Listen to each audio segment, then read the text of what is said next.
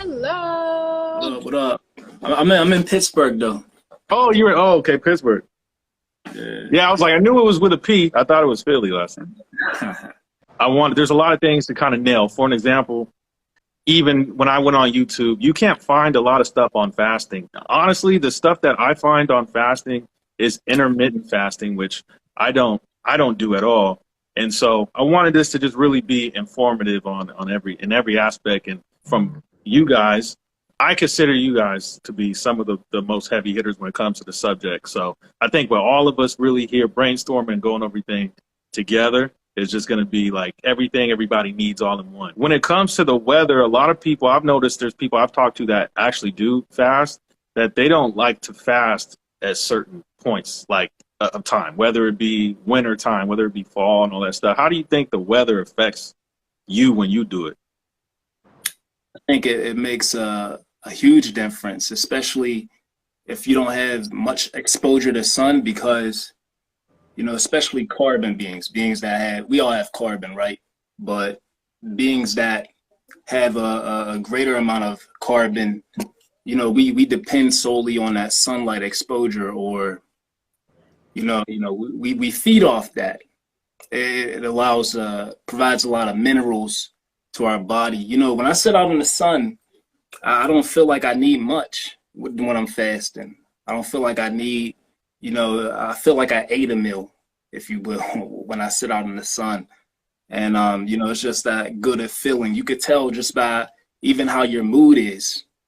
And people don't understand, like, your mood can impact how long, or the longevity of your fast. It can really dictate the outcome of that as well, based on how you're feeling. So, and that's why you see, like, here on the East, that's why it becomes more difficult, because you start to reach those colder climates. That's where depression starts to sink in, because that lack of sunlight. So, it makes a big difference.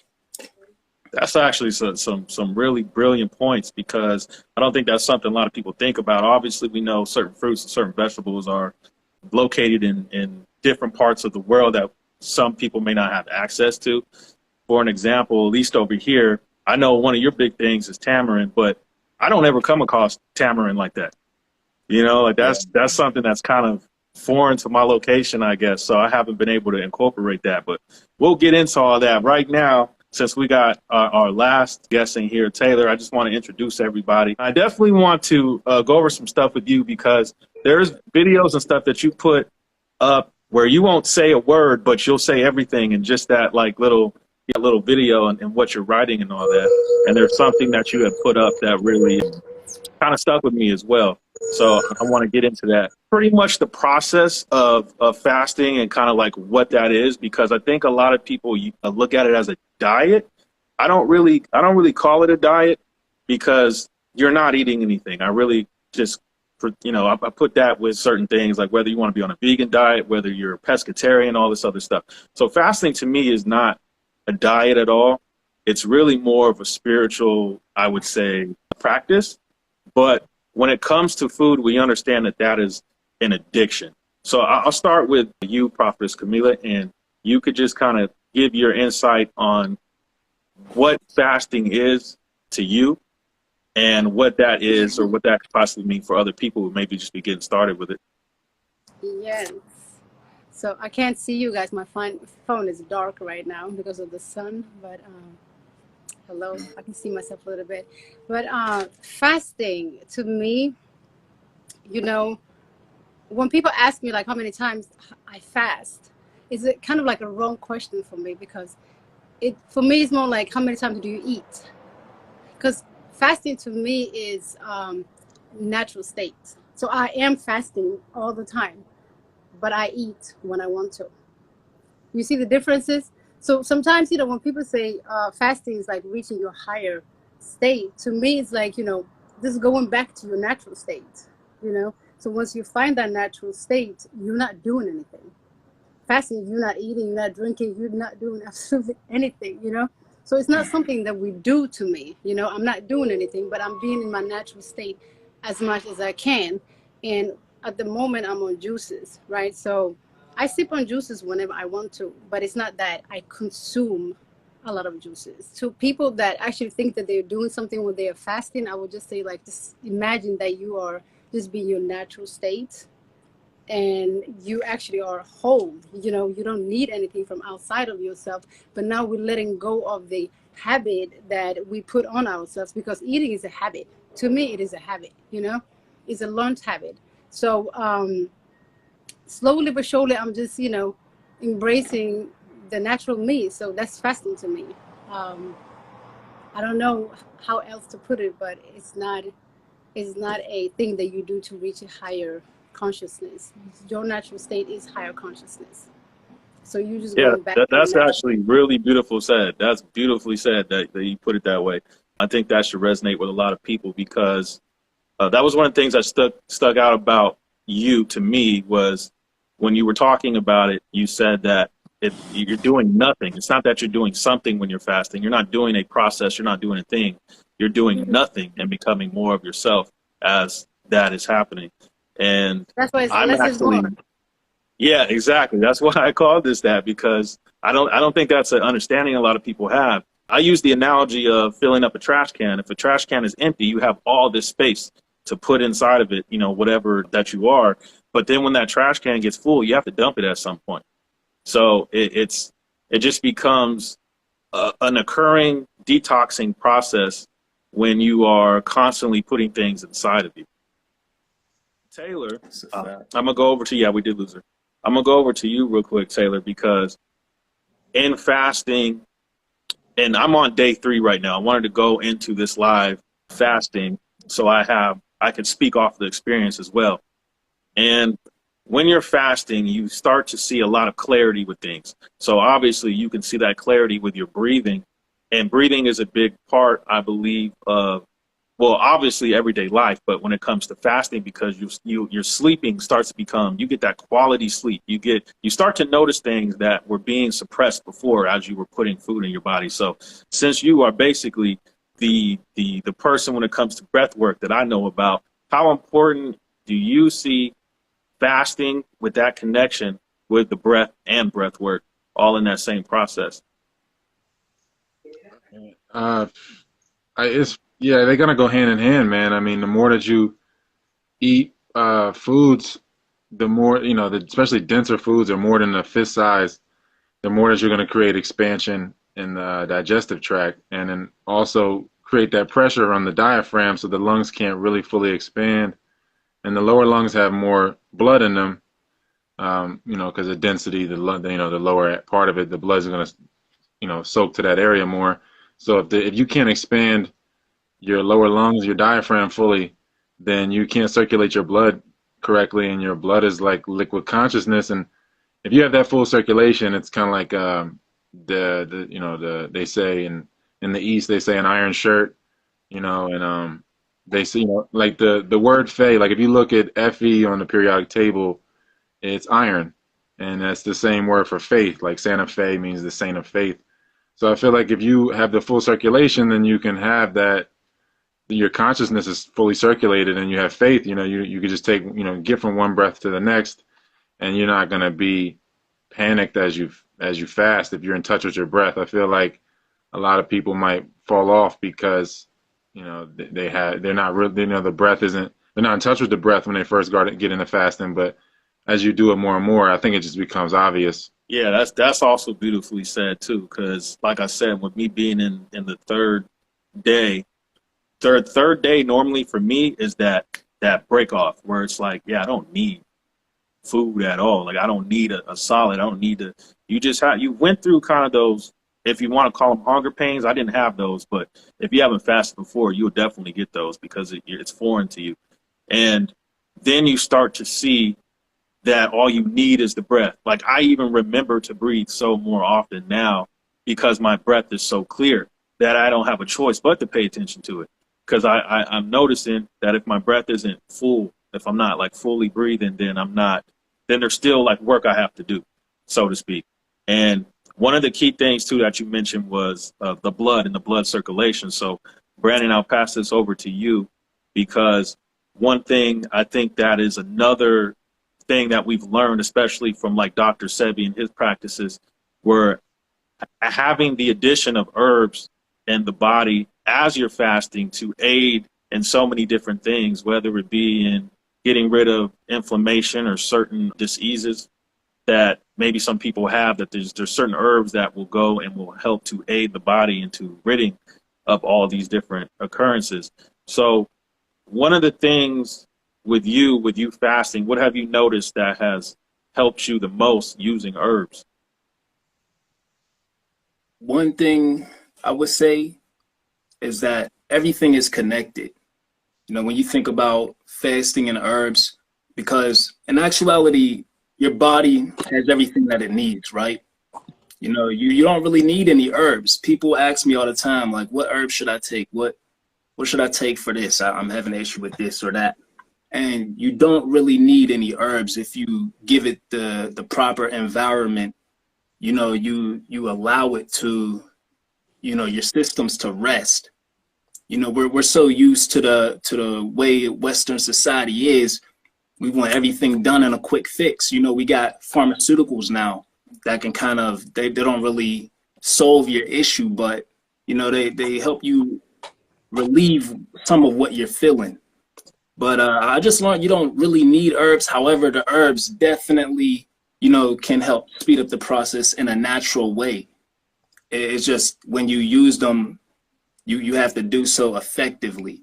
And it's not only that, but they're all connected in some way, shape, or form. Like practically everything has iron in it when we're talking about herbs, or potassium, calcium. It's just certain plants may have a greater concentration of that mineral more so than the other, but it's all connected. So if you utilize them in a way while you're allowing your body to rest, you're still going to be able to heal the areas that you need to do, that you need to recover. And yeah, it's everything's connected is what I learned. And, you know, you just got to create that right environment for your system and be patient with your body. You know, you don't really need the herbs, but your body has everything. It's just, you know, the herbs help, but you got to allow your system to rest. To go over to like back to the breath and back to breathing with all of this is, once again, you had mentioned the blood, and I know that herbs, and there's certain herbs, not every herbs, like different herbs do different things, but with that, and Dr. Sebi also had spoken about this, is that cleansing of the blood allows that circulation to happen. So what it seems like with fasting, at least from my experience as well, what it really does is it gets you back to the breath, which gets you back to needing less and then eventually needing nothing. And that nothing is that, you know, when we talk about breaking the addiction of food and all this stuff, which is all these different things. I mean, some people go around, they eat 3-4 times a day, and that is really suppressing the breath.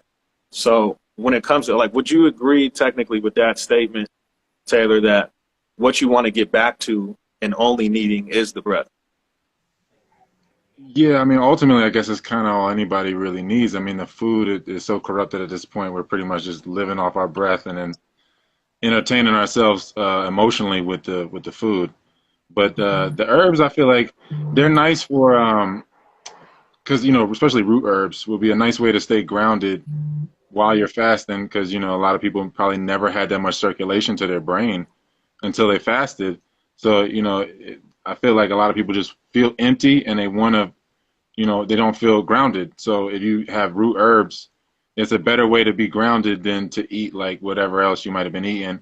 And yeah, like it definitely is about the blood. You know, so much of it is the blood. You know, if you're taking red clover, it'd be a great herb for cleansing your blood. You know, so I think it's really just the voids, man. How many voids are in people's lives? You know, if you got a lot of voids emotionally and stuff like that, all of that is going to get exposed as you fast. And like you said, getting back to nothing is like kind of realizing like you are the nothing. You're like, you are the immaterial, and like you shouldn't be trying to fill the voids. Like you should kind of just like weigh it and like let you are what people are calling the void. You know, you don't need to fill it.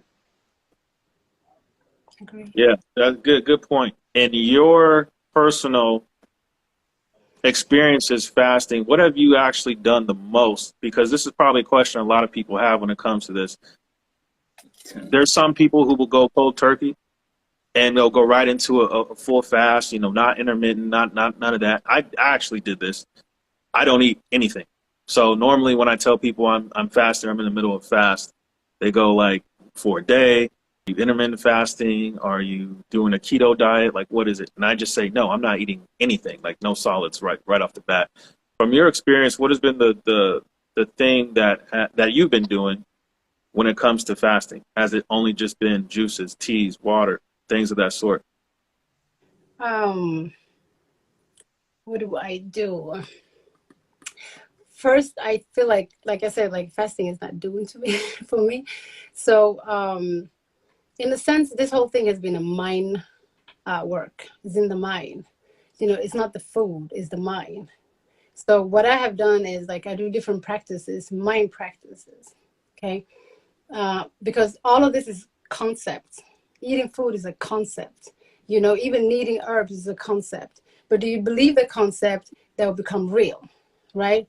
So for me, it's more like working with the mind, right? So I've done a lot of meditations just to learn how to observe my mind and the thoughts. I have done a lot of, you know, body movements, such as Qigong. So those are the practices that I do to go through the fasting, because of when you get the need of eating something or drinking something, it's your mind. It's not your body that's telling you something. It's the mind telling you something. So it's like I'm working with the mind most of the times.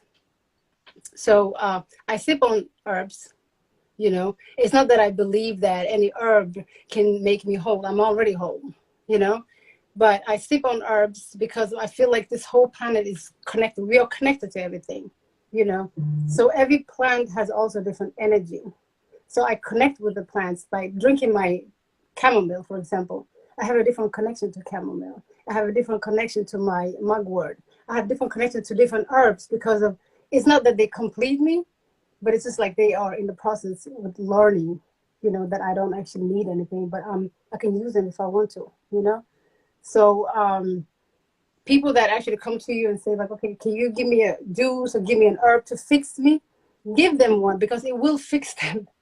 It's all in the mind, you know. If you really believe the herb will fix you, you know. So I would just say, like, you know, the mind, work with the mind. Don't think it's the food thing. Don't put yourself in a restrictions, like restricting yourself. I can't eat between this hour and that hour. Now you created another concept, right? Feel like, you know, you can eat whenever you want to, but you choose not to. It's a freedom in that, you know? But if I say like, you know, I'm going to fast today for 3.5 days or 4 days for today, it becomes a challenge, because now I'm challenging myself by saying I'm doing something. At the end of the day, I'm not doing something, I'm being, you know? So it's all about learning how to be. And if you want food, eat food. If you don't want it, don't eat food, but just don't create another new concept. It's all. So I'm shedding old beliefs, and I'm absolutely avoiding new beliefs. So that's what I do. That was a whole lot of I do nothing, but I do everything at the same time. But it's nothing. It's Yeah, being, you know, yeah. being. I always say, like, there is no becoming in being. Mhm. So people want to become something. Like, you know, if you want to fast, you want to reach higher. What is higher? You are everything. You are whole, you know? So why do you want to reach something? Why do you want to become something that's not you, you know? So it's all Yeah. about, you know, being. So can you learn how to be? That's the, you know, the difficult one.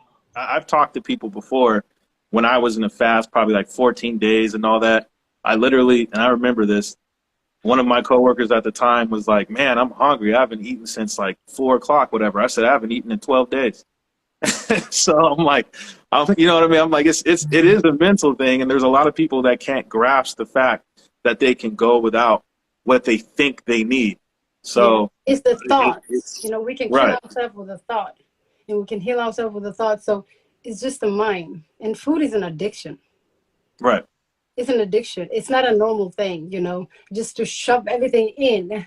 You know, we're blocking everything.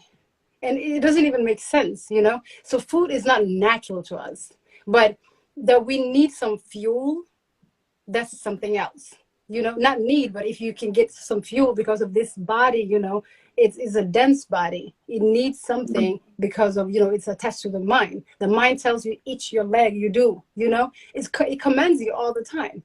So if you're still dealing with the mind, you have to know how to fuel your body before you get into any extended long fast.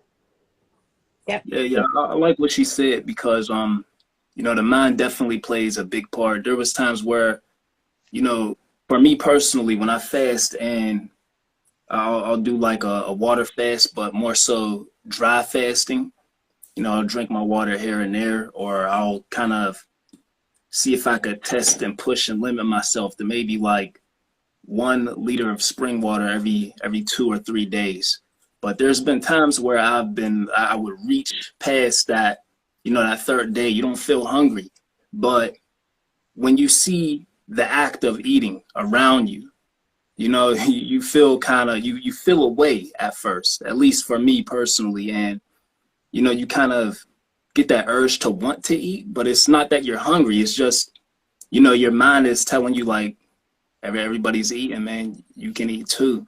Yeah. And you kind of just have to, in those moments I realized like, all right, here's where I still have some work to do. I still have to, as our brother Taylor would say, you know, breathe.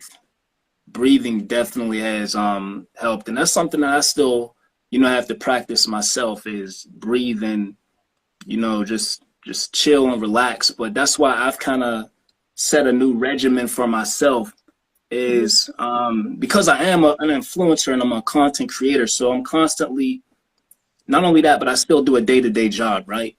So when I do speak on fasting, I tell people you want to take time off. You know what I mean? You want to maybe take some time off work. Use some of that vacation time to invest in time to yourself. Speak with your family about it. You know, I live with my wife and daughter. I always advise them that I'm about to do a fast. And this can allow them to support me if they want to as well. It's just, you need that support. You need that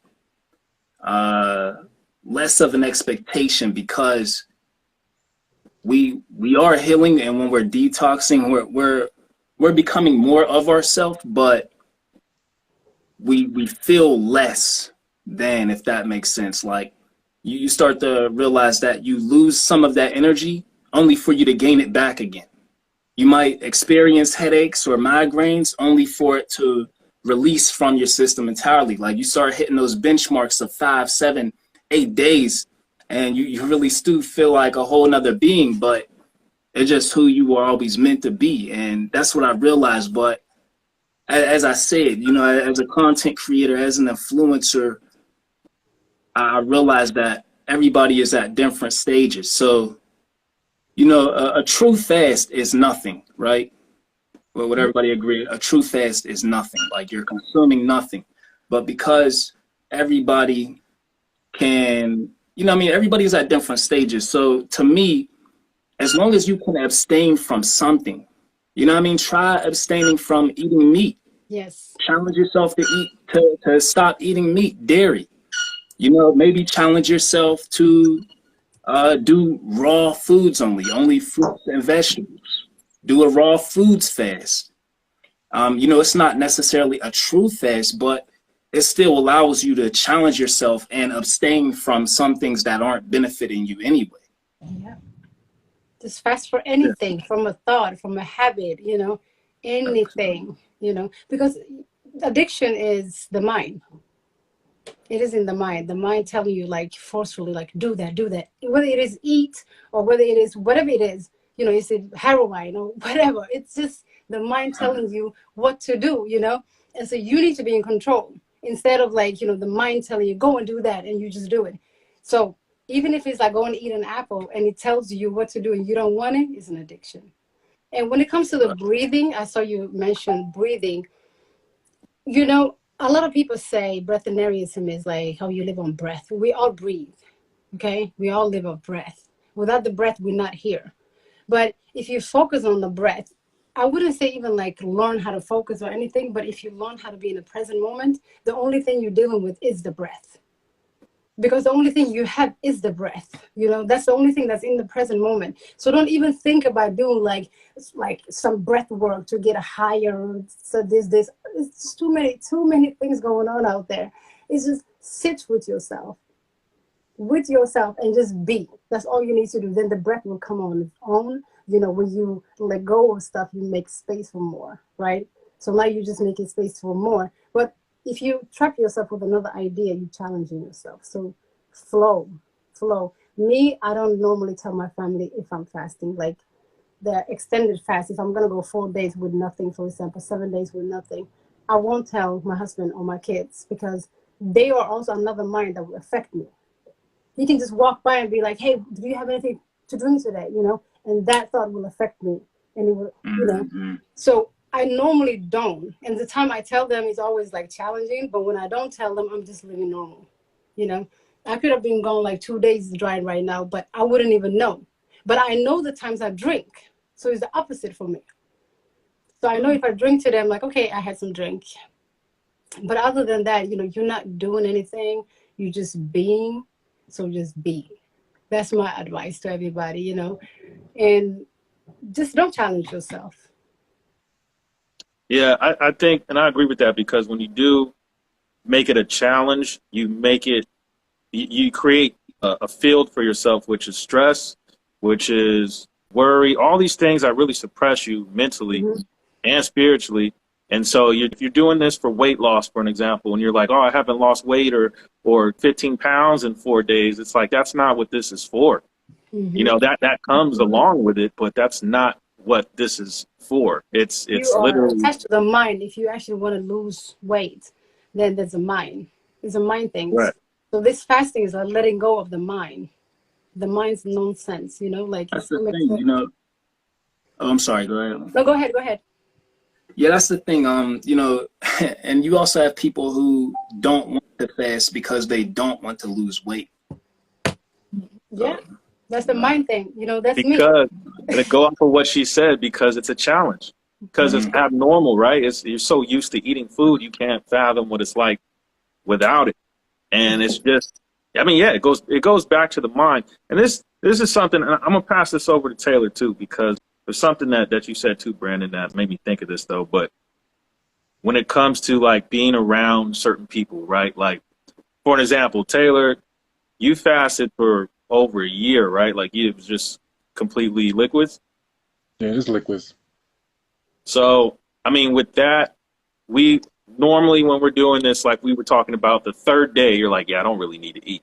7 days, I really don't need to eat. You know, you start to see all these commercials. I did this yesterday. I was watching, I don't know what, I think it was maybe some YouTube or something like that. And all I'm seeing, I kid you not, is Burger King commercials and Wendy's. And I'm just like, yo, why am I noticing how much food stuff there is everywhere when I'm not partaking in it? But when I am eating, I'm not paying attention to any of this. It's like the simple awareness raises and rises. And so to not eat anything solid and just only intake liquids for over a year and be around people, I'm sure, who are doing this all the time, how was that like for you? Because some of these, you know, some people literally take on that breatharian lifestyle completely. They don't really go back to eating, especially when they reach a point like that. I really feel like, you know, if you're doing what you love to do, and at the time I was doing a lot of, you know, breathwork training people and training the person that I was with at the time. I was doing a lot of that. So I felt like, you know, it was just when every day, you know, like you said, you're not really thinking about eating because you're in the mode of like creating or getting better at something. It's just like when a kid is out playing or something and, you know, they don't want to come in to eat. They just want to keep doing what they're doing because they're not really thinking about eating at the time. They're just like in the moment.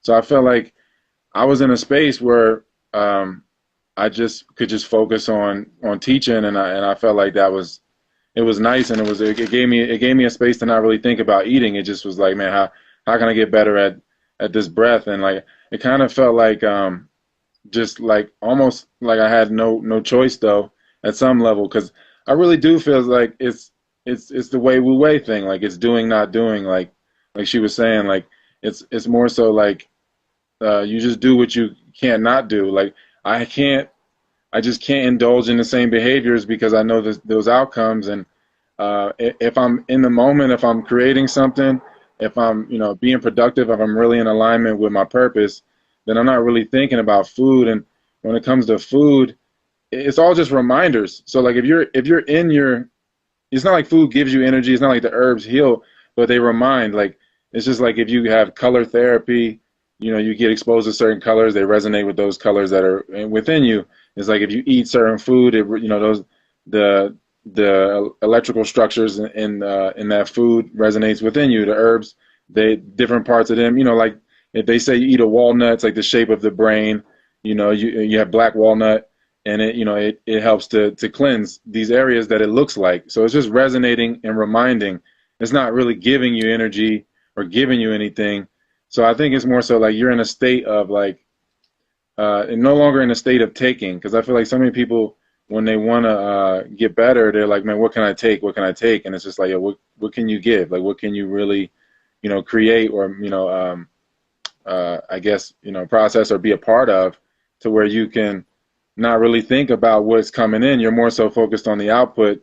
And then I think you can really get that contrast. And like he was saying about the fast, like, as far as like, you could just take your steps so you don't have to like leap into dry fasting.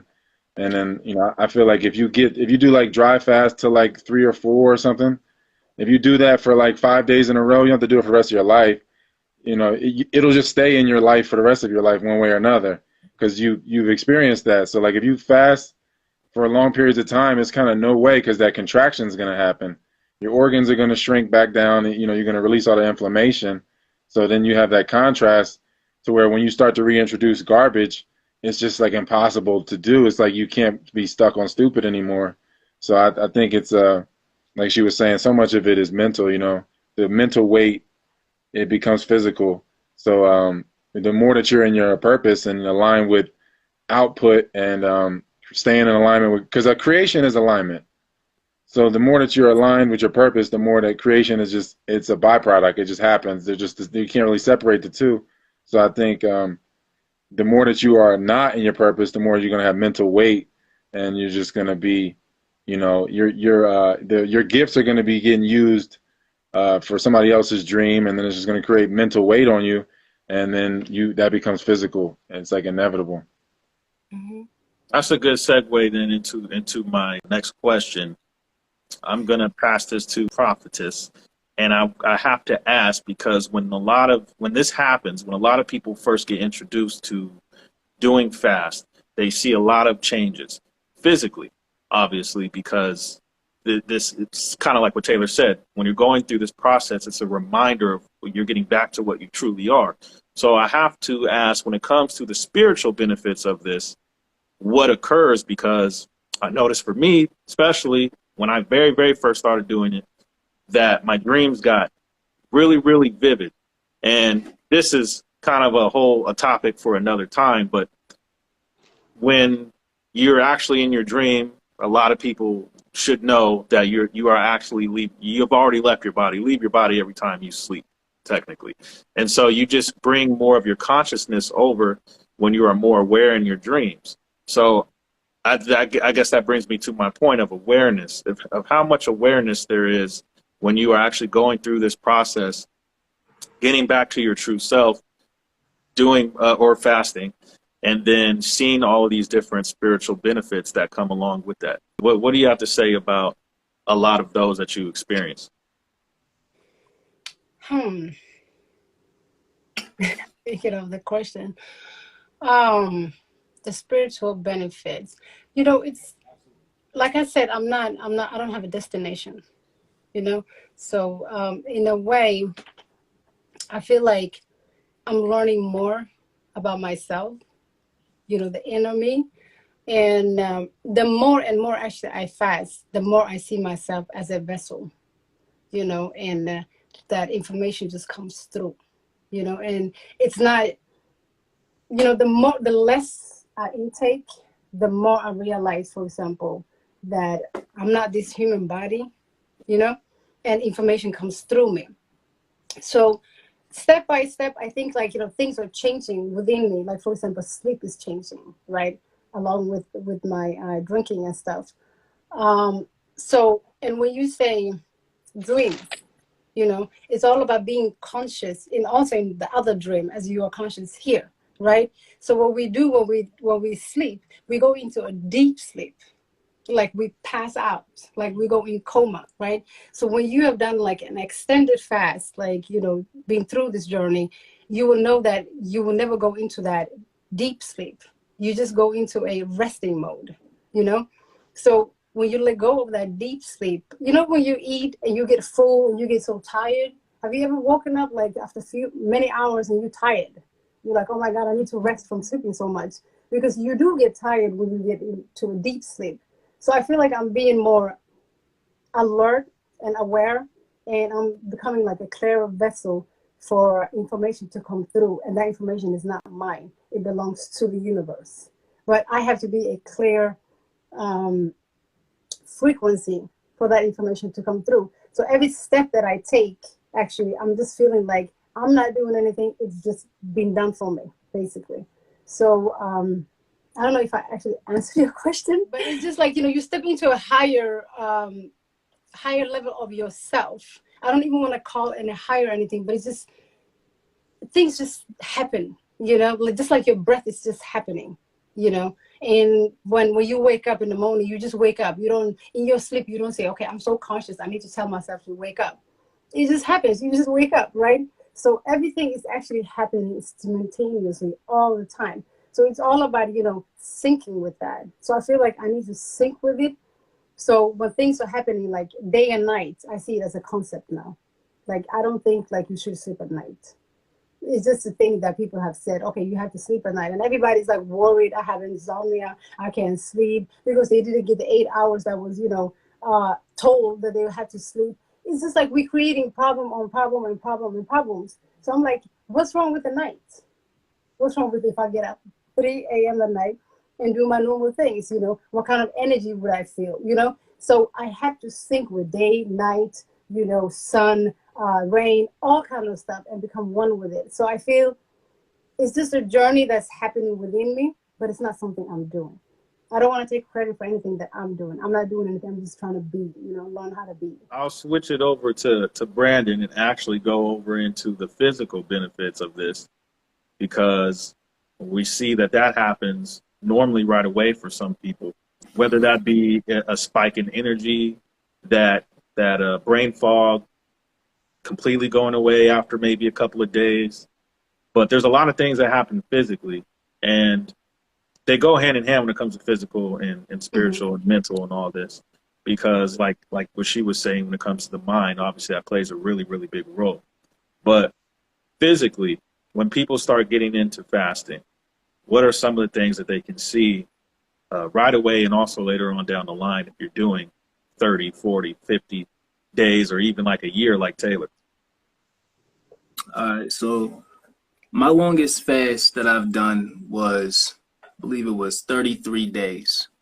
This was when I was going for 40 days. And I do agree with you know, the aspect of you don't want to challenge yourself, because then you set that benchmark and then you begin to, I noticed that I begin to feel like I can't meet that benchmark, right?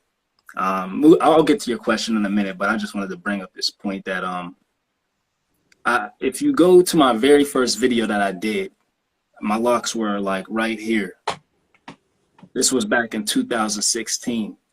And I was doing a lot of cooking videos, but shortly after I began to implement a lot of fasting routines. I'm talking, you know, 5, 10, 20-day fast.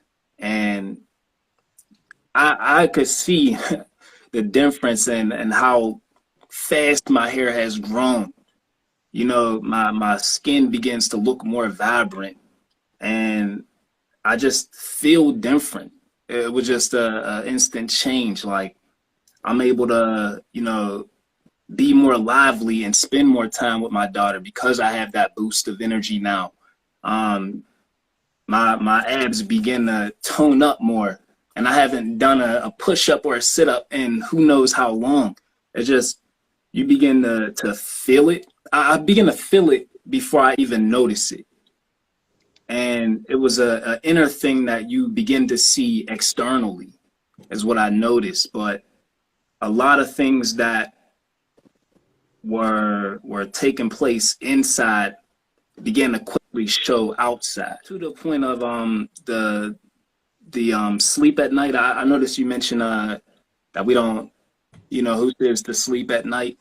And just to speak on that point is, at night is when most in my creative mode, where I feel most, in my creative aspect, like, a lot of ideas are coming. But yeah, I agree. It's just you notice a lot of things that you were doing from a habitual aspect begin to, they begin to shatter and break. And, you start to feel it physically and notice it internally as well. Me being in my third day, I've noticed how much work I've gotten done not worrying about what I'm going to put in my body at all. Even when it comes to juicing, and because I'm juicing, I do teas, drink water, coconut water, things like that, but I'm not constantly thinking about it. I wake up and I'm not like, oh, I got to juice, or, oh, I'm going to juice. It's more like, I can open up the fridge, get my cucumber, get my stuff, cut it up, blah, blah, blah, put it in the juicer. And that's just like my, my liquid for the day. But it's not a job. You know what I'm saying? Like, it's not something that I feel like is on my mind constantly. I'm more so like, what can I do for myself today? What can I get done at this very moment? So when it goes back to what Prophetess was saying with just being that's what this all I feel like really comes down to. If we can all really come to that agreement on this live, is that after the word fast up here, it says less is more. And you can use that analogy in so many different ways, because even if you're a minimalist, right, you have a small house maybe, or a small apartment, condo, something, but you only have things that you feel like you need for the most part to get through your day or your life normally. You don't have TVs in every single room. You don't have beds and a bunch of extra clothes. You just have just what you need. And what it seems like, the more that you go down this line, is you get to less and less and less and less. The more that you go, let's say you 14 days in, right? That's longer than 7 days. But the more that you go in, the less that you need.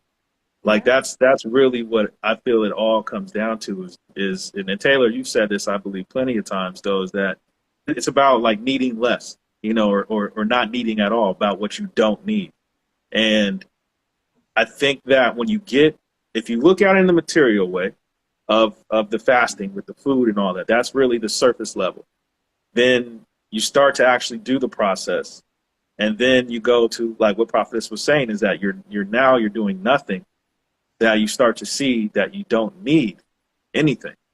And even when it comes to relying on things outside of yourself, we see this happening a lot with people today on a lot of surface level things, whether it be in politics or whatever the case may be, that it's something outside of you that you're looking to maybe do something for you, or to help you, or to aid you in some type of way. And so the fasting process is something that I feel is still kind of foreign to a lot of people. We're used to eating so much that if you were to tell somebody this concept, that they would think you're crazy for not partaking in something that is, when it comes to society, is just a normal thing. So I would say my question for everybody is, how does this type of knowledge get to people and become something that is a normality, something that is, it's what we are? I mean, I guess technically, for an example, when your body dies, you don't need to eat. You're operating in soul form. Like, this is only really this type of dimensional construct, a thing that we do is partake in solid food like this. And it's like you said, Brandon, you go outside, you get the sun, you don't need anything. I feel like that all the time when it's sunny and beautiful. Like, I just go out, and that is my energy source.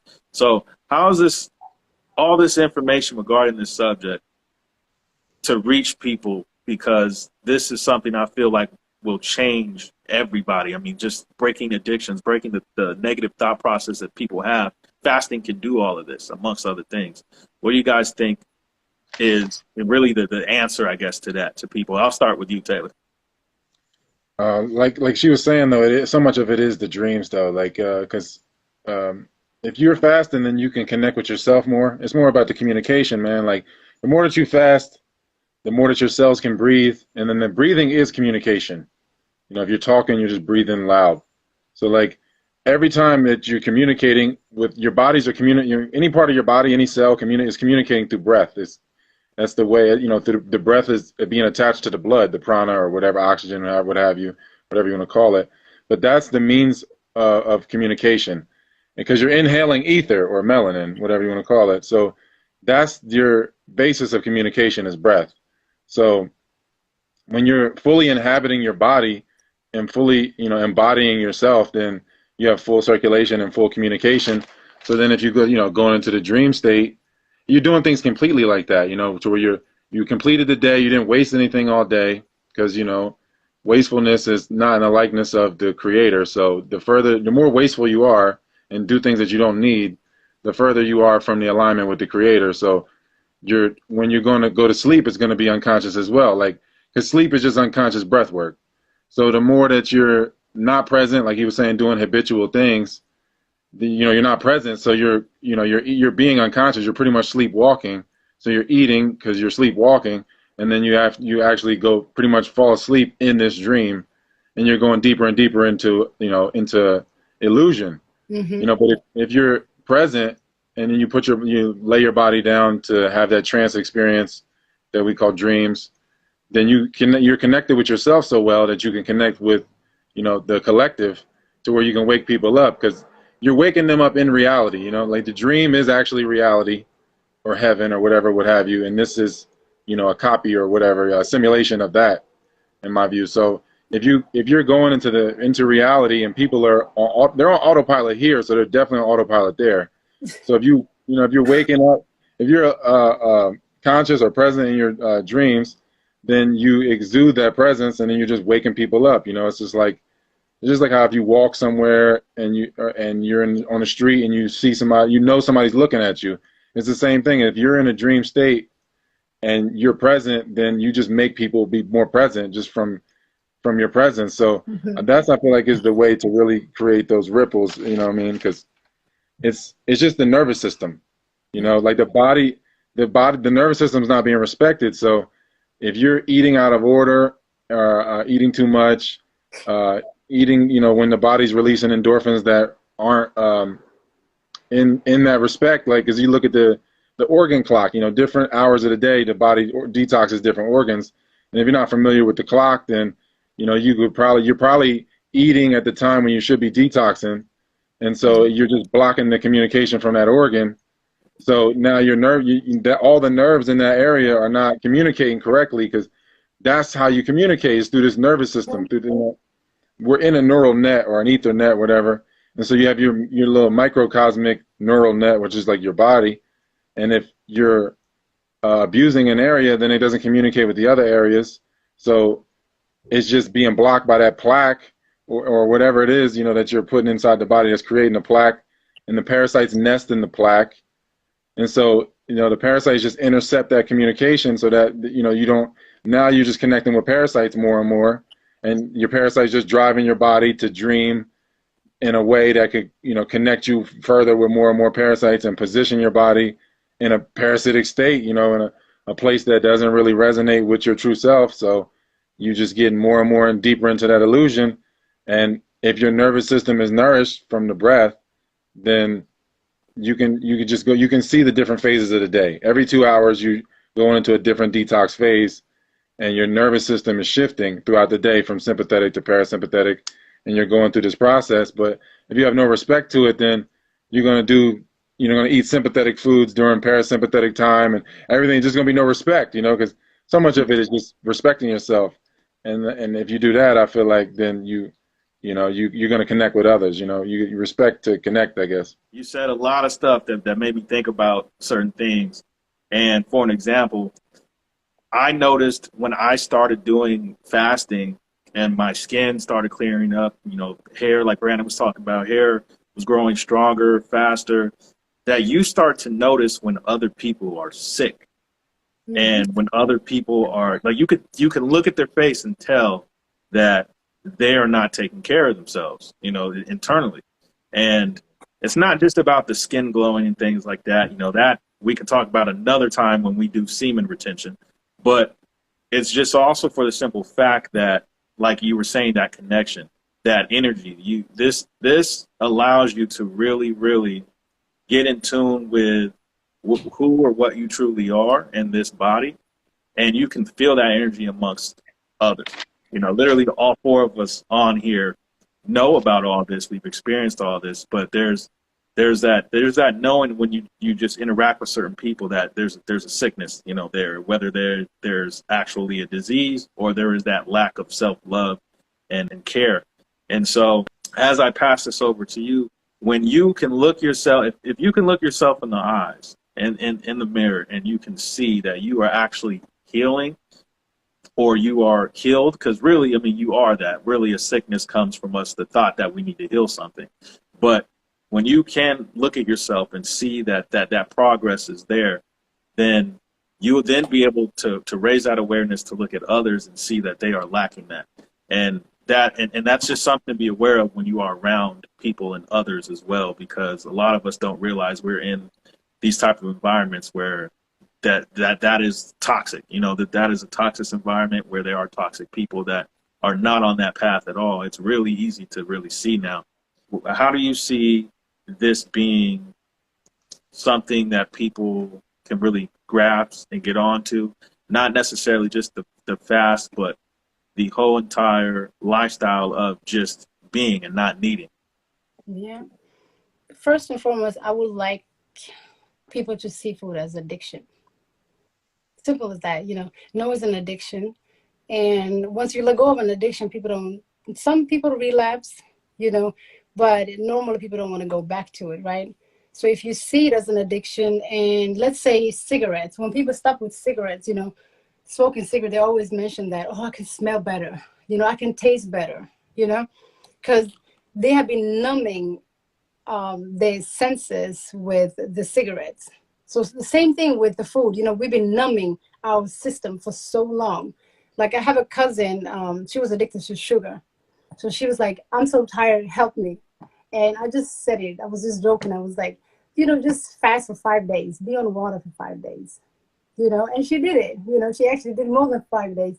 But now she can't stand sugar because her taste buds have changed, right? So she was just addicted to it. She just wanted, and then she was just numbing herself. And when people eat food, it's connected with emotions, you know. So always tackle the emotion from the root. You know, what is it that actually wanted you to eat when you don't want to eat? What is it that's forcing you? You know, like just know it's the mind thing, and hunger is really an illusion. Okay, there's nothing called hungry. It's just an illusion because you think you need something, right? So if you see this as an addiction and know it's an addiction, tackle it from the mind. You know, if it's connected to some emotions, like go the root of the, you know, emotion. What happened to you? Why do you like this certain food? Why do you need it at this hour? Why do you need it, you know, like in the morning or whatever, you know? I have never had food addiction, by the way. Like I'm a human being, but I don't think I've had the mind set that says like, oh, you need to eat, you need to eat. I have been opposite. For me, it was like, oh my God, why do we have to eat? You know, it makes me tired. It takes away my energy. Why do I want to eat? You know, so it was a burden since I was a kid until I realized, and I've seen people that are actually, you know, on this veterinarian path and they really want to let go of food. I'm like, okay, now I can be me. You know, I can just be myself and I don't have to worry about it. So just see it as an addiction. It's an addiction we have normalized, you know. You are okay exactly where you are, you know. There's nothing wrong with you if you are still eating meat or if you're still eating something, you know. It's just, you know, just start with the thing that you think is like hard to let go, okay? And then work with the mind, because it doesn't matter what it is, it's the mind that you're working with. So if your mind can actually, if you can tame your mind and you can discipline your mind, you can go through anything. You can go through anything, you know? Like my system right now, I think it's absurd to even think about solid food. My system doesn't work like that. You know, I'm scared of solids, you know, because if I get some solid in me, I know something, my system has to do something, you know. You have to push out some things and you have to do some other things. It's just, you're disturbing the system, you know. But I don't feel like I'm lacking anything. And it's because I let go of the thought that I think I'm lacking. I have the one that, you know, I'm losing weight and I don't want to lose weight, but I'm working with that thought, you know. But it's just an addiction, and you're perfectly where you are, where you're supposed to be. Just, you know, once you realize that this is your natural state, you know, the path chooses you. You don't choose the path, you know. Yeah, I would say really try to fall into like trusting your intuition. The thing is that we're in an age of information where anybody can say anything, and when you're confused and unsure, you don't really have the what was it, like your body is not really able to, I guess you're not understanding the signs that your body is giving as a form of communication. Then, you know, any form of information can be seen as valid to you or untrue. So you have to really kind of fall in line with your intuition and really figure out what it is that you're doing.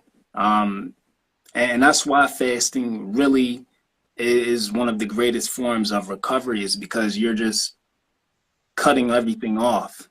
So when you begin to say when you break your fast and you begin to reintroduce things, you can see the cause and effect of it. So my thing would be that I guess the question was, what would I do to wake people up to fasting, right? Yeah. And I would say, you know, just try it. Go in there with an open mind. Drop all the negatives about fasting, like, oh, you need to eat breakfast, lunch, dinner. Drop all that and just go in there with an open mind. And I know we don't really want to challenge ourselves, but or use the word challenge. You know, I kind of use that loosely, but you know, try a 24-hour fast. It don't even have to be 24 hours. Just fast and really sit back and see your reactions of, you know, your response to doing nothing, to eating nothing. You know, even cut off, I even fast from social media at times, because when you're trying to receive information from yourself and then you're still, you know, you're scrolling through social media, you're receiving information from everybody else. And then, you know, that plays a big role on your mind as well. You know, like mind games or your process of your thoughts plays a big impact on how successful of a fast you can perform. So I would just say go in open-minded and try it. You try, not to say any time left, but always, you know, see what happens when you extend your fast and you feel the difference. People, once you begin to feel the difference, that's where your intuition begins to kick in. You can kind of point out the BS of information that comes in, because I get all type of comments that say, oh man, you're a psychopath. You know, you're fasting for what, 3 days, you're a psychopath. You're not, you got to eat something. And to somebody who never fasted before, it does sound crazy. They're gonna, you know what I mean, they're gonna kind of gravitate to what that person just said. But when I first heard Dr. Sebi say he fasted for 90 days, right? Or I believe he also had a story where he placed his mother in his house and he had her fast for 90 days, and he was explaining what happened when 10, 30 days happened. And you just have to allow yourself time to do that, and then you'll be able to kind of realize that you had the answers already. You have the answers. So now I can just point out the BS because I know I've done it. I've applied it.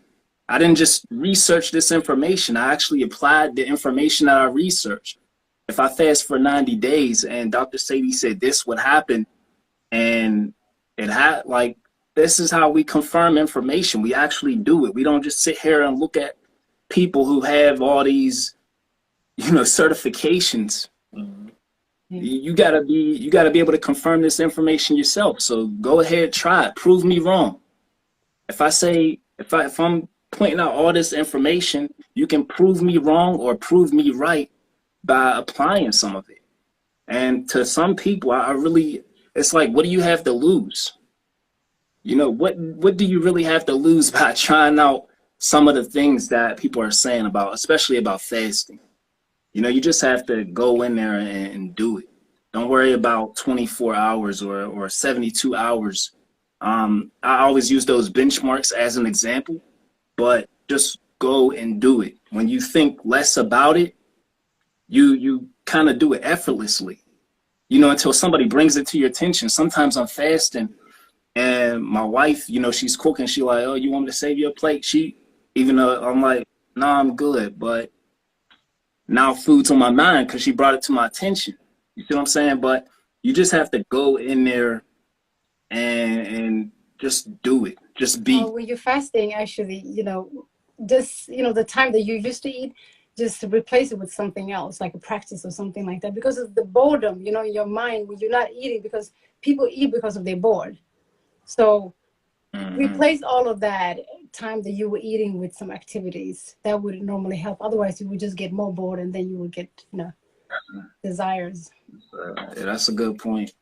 No, 100%. I didn't bring the entertainment of it up because I don't know. I felt like we kind of should know already. Like if you like I said, I'm sitting here watching YouTube videos, nothing that has to do with food, and then food advertisements pop up, and I pay attention to it immediately. Where I'm just like, oh, it's right in front of me. They're showing the burger and all that being made, the onions and the tomato. And I'm not hungry at all as I'm seeing this, but I'm just like, why am I noticing it so much more than I would if I was actually eating? And once again, it just suppresses that awareness and that consciousness. And it's just stuff that we don't pay attention to when we are constantly in the act of doing this. Like Taylor said, you're on autopilot. You are on autopilot when you are eating because you're not eating consciously, you're eating unconsciously. And like she just said, I mean, it is, it's this addiction. We don't even know that we're addicted to this. We don't know this. We're not paying attention to it because our awareness is being suppressed. Somebody had mentioned about not just fasting from food. There's other things to fast from. Cell phones, TVs, people, certain activities, could be sports, things like that. And those are all important things. That is the point of a fast. And that's the reason why after I put fast, I put less is more. But I believe it starts with the food. That's the reason why I didn't highlight a lot of that stuff. I started with the food because food is really your everything. You're in survival mode when you are hungry. When you're hungry, you're there's a lot of money. And Taylor, you actually explained this pretty well, and I'll let you do that. But there's a lot of money that gets spent on food. As we know, a lot of people are going to grocery stores or they're eating fast food, whatever the case may be, and a lot of money is being wasted on that alone. So Taylor, I'll let you go ahead and explain that, but you mentioned that cycle of that about going to work, having to need the energy to all that. So explain that how you normally do so people can actually understand that cycle. I feel like so much of it is people operating off of fear, obviously, and then misconstruing the dehydration signals for food when your body is just giving you the signal for being dehydrated. So people just they think that those are the hunger pangs, and and then also the parasites, man. At this point, like if you've been eating plaque-forming foods for a long time, since inception till now or however long you've been alive, then you're going to have a lot of plaque, and the parasites, they nest in the plaque. So the parasites are driving you to do all the, a great deal of the things that people do in their life, whether it's music, the music they listen to, whatever it is, so much of it is that. And, that's what's supporting the things like you said, like the garbage ads on YouTube or just whatever you're being exposed to that's offensive to your being. so much of that is just the parasites communicating within you, and with the parasites, you know, because your body, like, you can use telepathy. The parasites can use those faculties too to communicate with other parasites in other people's bodies. So the more plaque that you got in the system, the more, you know, you're gonna be an apartment building for parasites. So you know, so much of it is that, like, we living in this artificial grid. You know, life is already kind of a natural grid. You know, like, you got the nervous system grid, like I was saying, everything is in different, the body's in grids, and then there's this artificial grid laid down over top of it that's offensive to the organic grid. And I really feel like so much of it is just the nervous system, and that people operating out of fear. If you aren't in touch with your breathing, and you don't have circulation, and you're not consciously going into the parasympathetic state and really seeing your body shift gears like that from sympathetic to parasympathetic actively, like, not just like laying down and passing out. If you're doing it actively, then you can see, like, different times of the day when your body's releasing different endorphins just naturally, and when you're in different nervous system states. And if you're not in touch with that, then I think you're just going to confuse so many things for the wrong, you know, you're going to get the signals, like, you know, crossed. And then if you're already afraid to lose your job or lose certain things, you lose the way people look at you or your persona. If you have to let go of those things, you know, people are going to run from fasting because it brings all of that stuff up.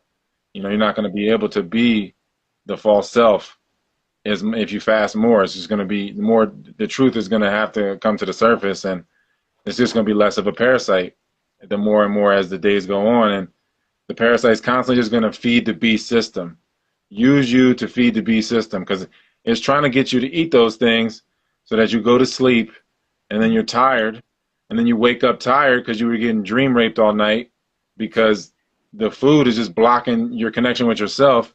So now you're just hemorrhaging massive energy, releasing adrenaline while you're sleeping, because your body's in a sympathetic nervous state when it should be in a parasympathetic nervous state while it's recharging.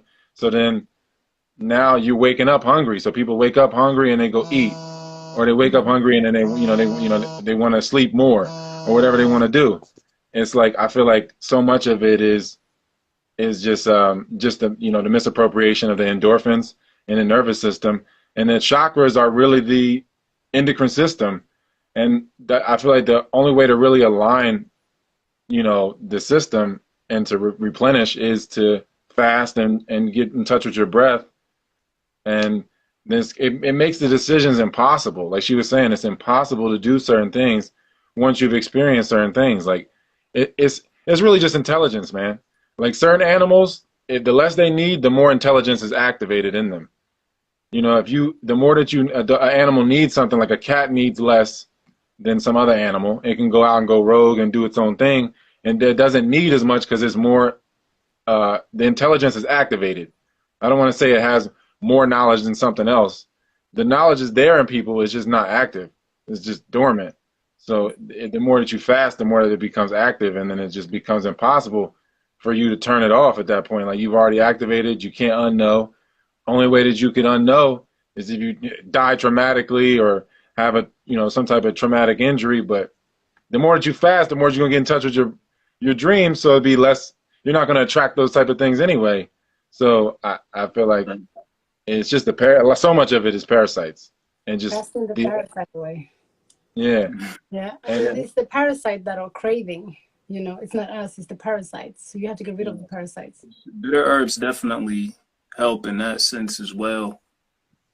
Like burdock, yellow dock, sarsaparilla. I like to make a mixture of those whenever I even start my fast to begin with, and allow those to steep. Drink those in the morning, or maybe when you are feeling those cravings, you can replace what you're feeling with that consumption of those bitter herbs. But not sure what y'all really mentioned on parasites, but there's parasites that hate certain herbs. Like whether it be the smell, whatever it is, there's things like it's almost, if you're just using that whole analogy of, if you reach a certain frequency, right? Like you're on a different channel than others. So that's kind of like with the parasites. The parasites are only able to really operate when you are in a dormant mode, I guess, or you know, where you're like on autopilot, like what Taylor was saying. When you're not operating your body or yourself fully, that's when a parasite can literally take over. And there's a lot of different ways you can look at it, but when you are, like, if you're somebody who's being introduced to fasting now, you probably have all kinds of parasites inside of you because there's, you know, you haven't went on a proper detox. And honestly, I believe fasting, when it comes to just not intaking anything like that, no type of solids, no none of that, that does not need to be in your body. That is the proper way to detox your body. Yeah. I'm thinking of different parasites. Sometimes when I hear parasites, I'm thinking of the mind's parasites as well. You know, information is a form of consumption. A lot of people consume a lot of information as well, that you create actually those parasitic thoughts in your mind, you know. So it's very important to actually know what you're listening to and what kind of music you're listening to, and the vibration of the music as well, because the parasitic is not just from the food, it's your thought, it's your mindset as well. So that's the one that's more challenging, I should say. You know, the other ones you maybe can take some herbs to clear your system, but your mind is very important. Change what you listen to, you know what kind of beats that is coming into your consciousness, because every frequency has a effect on you. You know, the way your body vibrates, it has an effect on you. So when you listen to music and you say, like, let's say like I'm fasting and I'm listening to this full-blown rap music that's talking about all kind of stuff, I'm not clear in my head. You know, my system's not clear. So it's very important to know that when you're fasting, fast from, you know, other consumption as well, such as informations or music, sounds. There's the physical sense of the parasites, there's the mental and spiritual sense of the parasites. And, you know, to me, really it all goes hand in hand. You know, it's like as above, so below, within, without, same thing. And that is part of the fasting process. Fast from normal habits that you have when you're on autopilot, because then you will, when you do that, you'll start to see how much of what you need is there, and how much of what you need or you think you need doesn't need to be there. And that's the important thing of less being more, because when you, at least what I've noticed, and it sounds so weird to people when I tell people this, but when I'm fasting, that's when I'm actually the best at the gym. That's when I have the most energy. That's when I'm the strongest. That's when I'm the most clear. But when I'm eating, I don't want to do that at all. I'm like, I don't even want to go to the gym when I'm eating. I'm like, nah, I'm just going to stay here and chill. You know, and Taylor says this. I've heard you say this in a couple of your videos, Taylor, where you say that when the food only gets in the way of your creativity. And that's literally what I've noticed over the past 3 days. I'm on day 3. And I mean, I haven't eaten, so it hasn't gotten in the way of it. But I noticed that had I been eating, oh yeah, I wouldn't have been getting the things done that I've gotten done. And so if you want to actually see what you're capable of, like Prophetess said, do nothing, just be. Because then you have really the world at your disposal. Like so many capabilities there that you wouldn't if you're letting food control you. Because when you're in a fast and you're not partaking, you're not eating, you're in control over your mind and your body. But when you're on autopilot, which is you're just eating and who knows how many times a day, you're letting your body control you. And you're not the body. I think that's one of the important things to understand too.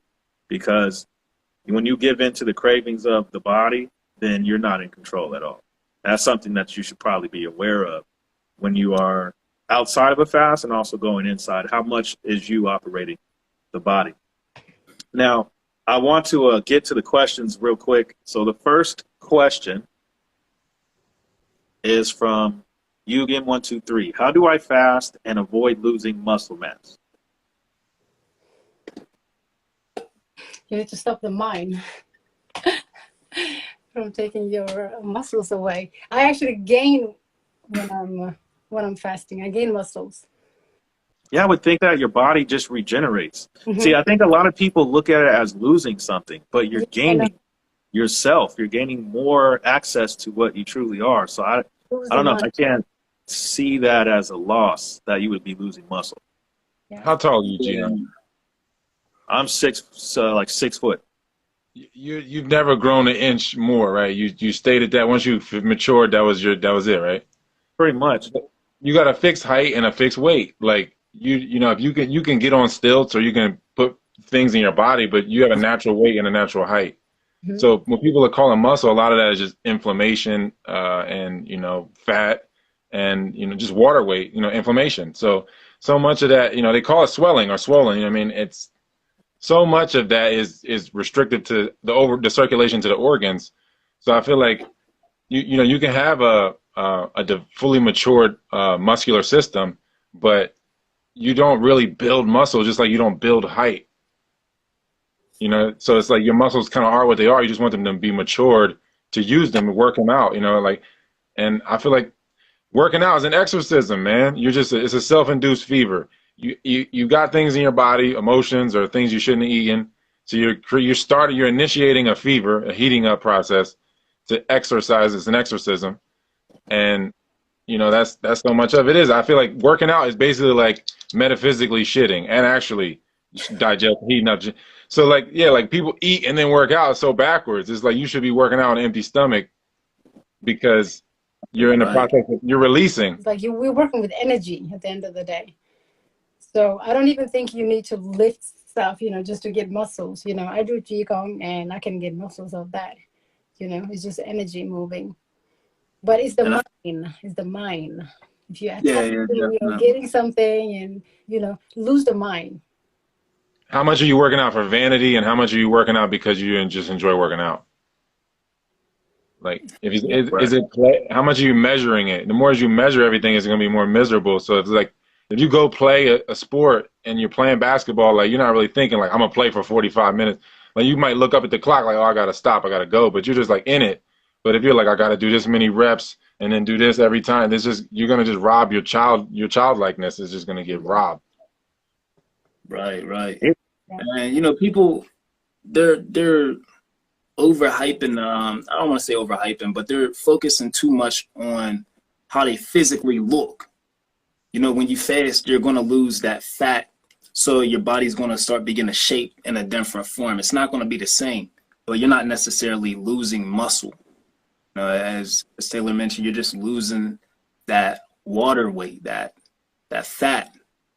But like I said, every time I fast, the abs get real toned, and I just, feel real strong. I feel far stronger than I was before. I'm able to utilize my muscle activity more in my day-to-day life. So, I don't really see, any loss in muscles. Yeah. But it's just more of a physical appearance people are expecting to maintain, but that was inflammation to begin with.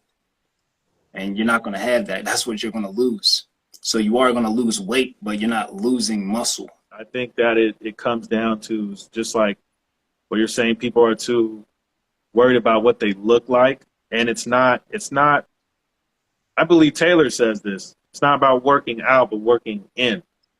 And when you do that inner work, you see what it is that you really want to be reflects on the outside. That's why I said that you could tell when somebody's sick because they're not taking care of themselves. But when you're taking care of yourself, if you're on a fast, you're doing semen retention as a man, that is self-care and self-love to another degree that people will see that. They'll feel that energy and all that. So, yeah, it is an inner work that will then reflect on the outside because as within, so without. And I think people have to look at it that way and not worry about the vessel, the body, because that is not what you truly are. Yeah, you see the vessel, it's a car. The body, just see the body as a car, and you are the driver. So you have no business in thinking about how the car looks like. It's just you need to know that you are the driver and take the wheel. And also, if you have been giving this car wrong fuel for so many years, try to give it a right fuel so you can get further. You can last longer. So see it as that and separate yourself a little bit. Like you are the driver and not the car. Right. Yeah. Taylor, were you gonna say something? I was gonna say, yeah, like you're the inner being, man, and it's like you got to work from the inside out. Like if you're constantly working out then your blood is constantly allocated to the external part of you, to the external tissue. You know, you got 3 levels of tissue. Everything's pretty much just skin. So it's like 3 layers of tissue, and each layer, you know, has, you know, produces different organs. But so you have all this focus on the external and no focus on the organs, then your circulation is just poor, and you're just constantly injuring the same area. It's just like, I don't know, it's just like a self-induced, like, you know, just constantly injuring an area to keep the blood here to where it never really circulates through the inner organs where you're really communicating with yourself from. And it don't really make sense, like, to prioritize the out before the in. Next question. What's an herb that keeps the pineal gland stimulated and healthy during a fast? This is by Solar Juicing Company. Dandelion root, ginkgo, things that are shaped like the brain, like I was saying, black walnut. Guaco padiarco is another one. And it gets brain circulation.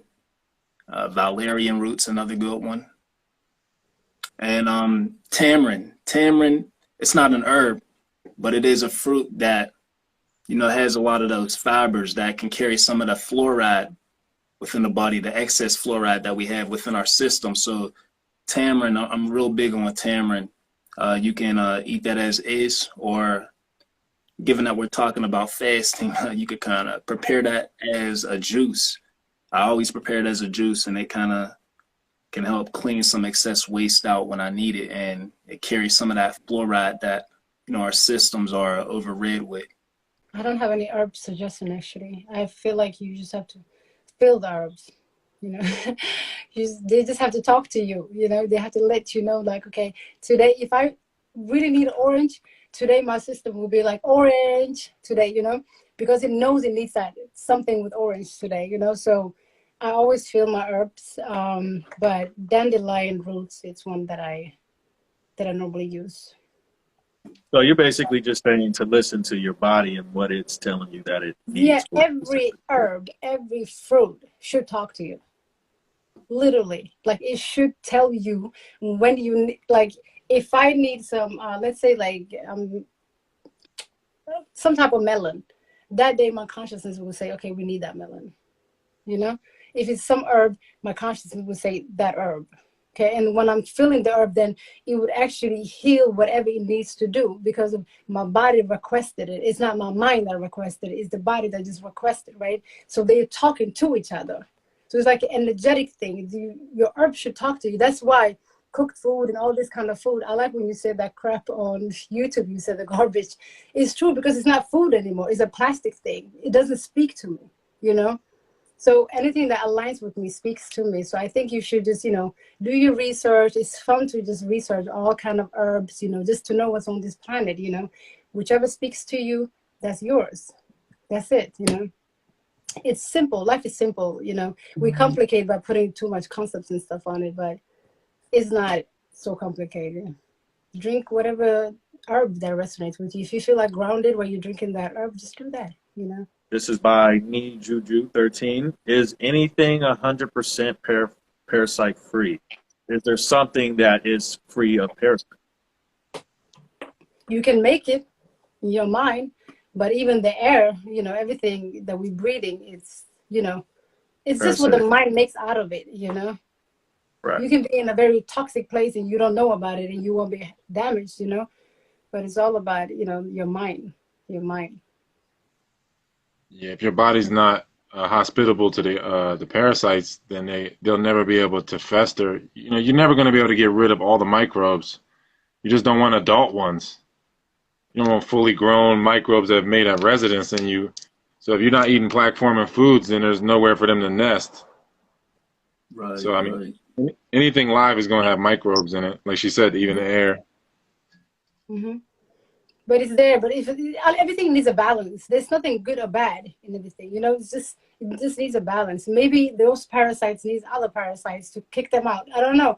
It needs just some balance in everything. You know. So yeah. That's like you were saying before.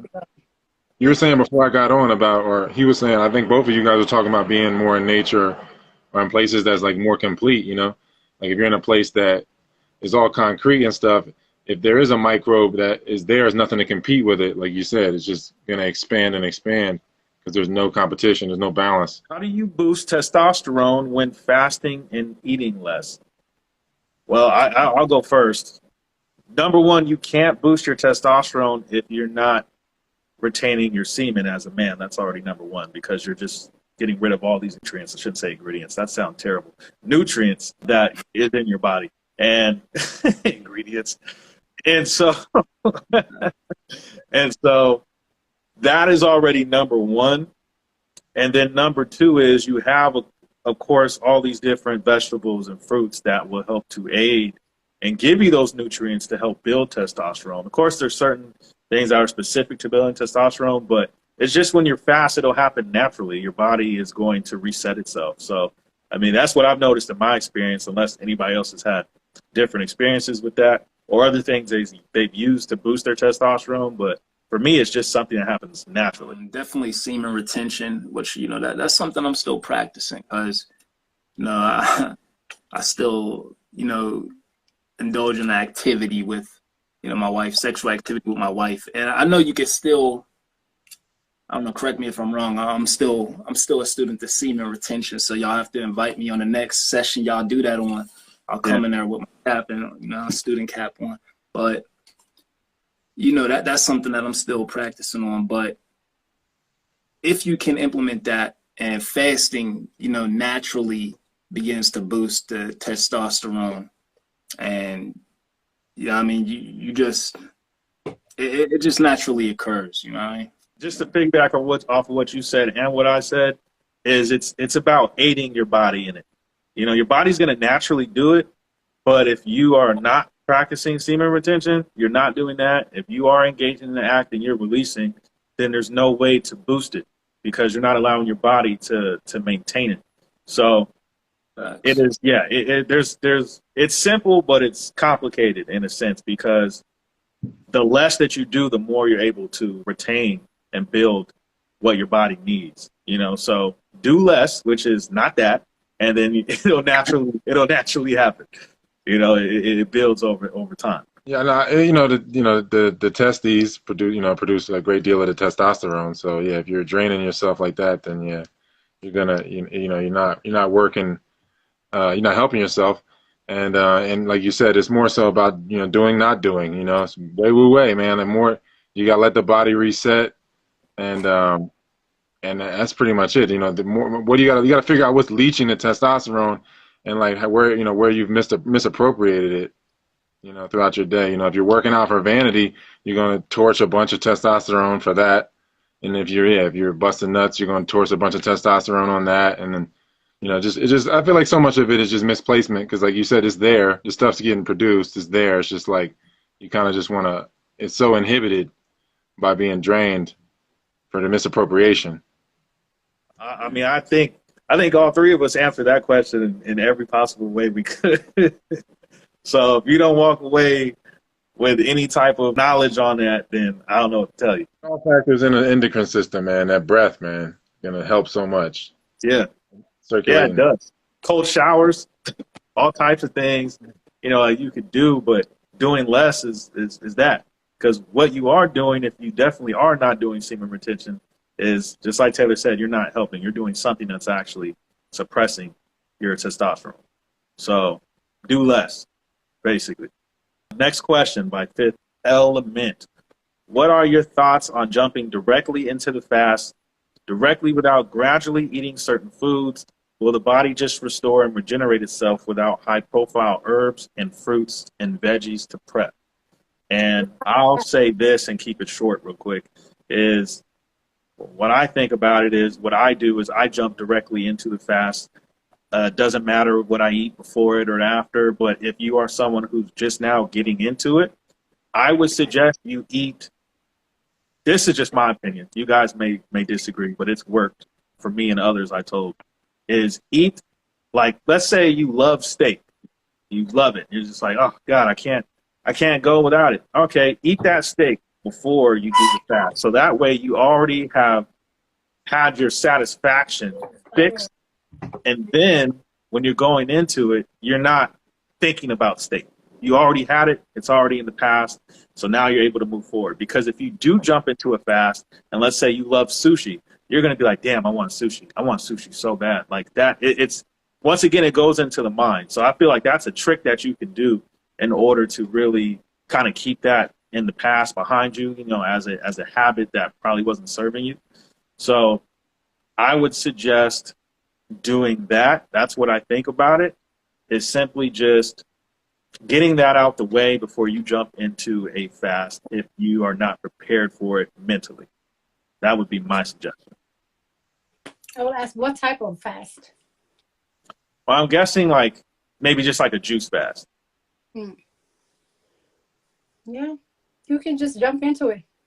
In my opinion, you know, Yeah. you're already consuming something, but you know, Yeah, but yeah, what do you consume when you consume though? You consume, see, whatever you're consuming isn't so crazy. If you've been eating all dehydrating foods, that's gonna be a miserable fast. But like you said, though, you can do it though. You can I was do about it. to get to that point. And yeah, the thing is, it definitely does depend on what foods you're coming from. What, like me, I first started my fast, like the first time I fasted ever, and this was when I actually began to transition into, you know, a whole different way of living and a way of thinking as well. Is, you know, I first ate, like, what was it, brown stew fish, and I just jumped straight into, you know, a whole water fast with herbs, like it was a liquids fast. So I didn't eat significantly, like it wasn't a great amount. It was a small portion of fish. That was back in what, 2015, and I didn't notice it affected me. You know, I didn't even have high profile herbs, but it was more so the way my mind was lined up. Like I was already set on my why I'm doing it. So my intentions, it really goes into what your intentions are before the fast, during the fast, and after the fast. Are you going to go back to those foods that you ate that were toxic after the fast? Then it's not really gonna benefit you well, or you know, it doesn't really necessarily have much to do with the herbs and so itself, but your mindset, your intention, your reasoning as to why you're even doing it. That's what I would call vanity fasting. And that's why, like, I think it's easy. That's what drains you too. Like you said, man, if you're doing like, I gotta focus on 40 days fasting. But if you like do like what she was saying, like it's just your default, it's your lifestyle. It's not like you have to measure it so much. Because I feel like, you know, you're vanity fasting, then you're getting caught up in that, like, I'm better than you because my behavior is better than you. When it's like, nah, you're not really better. You know, like kind of, you know, everybody has their own personal situation or struggles or whatever. You might have better behavior right now, but you're not better than them. So I feel like so much of that, people get caught up in the fasting just so they can be like, I'm better than other people. yeah, Or like, and, yeah. and that's a bad Right. one.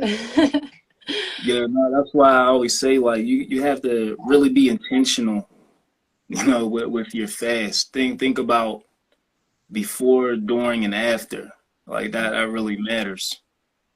I think a lot of people's reasoning doesn't really align with ways that can benefit them. You know what I mean? Like it's just gonna result into the same habitual, like the same habits after the fast. Yo-yoing. You know, is it a fast or just a way of living that you're trying to achieve? Like there's it's just different, man. Like, you know, the mind, it really does start with the mind. Yeah, it is the mind. If your mind is in the right place, you know, from normal food to juices, I think it's fine, you know, because you thought about it a little while, at least, you know, you've had this thought of fasting, probably you have tried it, you know, it's fine. It's fine to just go to juices because, you know, if you think about our body, even though we eat solids, it liquidizes. It never, nothing goes anywhere hard, you know, it's like it makes it liquid and then it goes into the streams, you know. So just think of that you're still eating. If you're juicing, you're still eating, you know. Maybe some of the, you know, emotional part where you have, you know, connected with the food, those would bother you. And that's the addiction part of it. But you're not lacking anything, you know, by drinking juices because you're still eating. You're still consuming juices, you know. Yeah. I don't know if y'all have experienced this, like different times of the year is easier to fast maybe for you, or different, just because your body goes through different cycles where it might be just easier for you to just be on water or just coconut water or something, and other times maybe you need to have smoothies or maybe, green juices or whatever. I feel like if you get in touch with fasting, then you get in touch like seasonally, like different times of the year. It's just your body's just automatically trying to do that, and you just need to get out of the way of it, and then it just happens. And like what you were saying too, man, everything is, you're chewing it into a liquid, and then your body's turning that liquid into a vapor into prana, and you're burning it up just like a car, because the car digestive system is designed after the body. You don't give a car chunky liquid. So Exactly.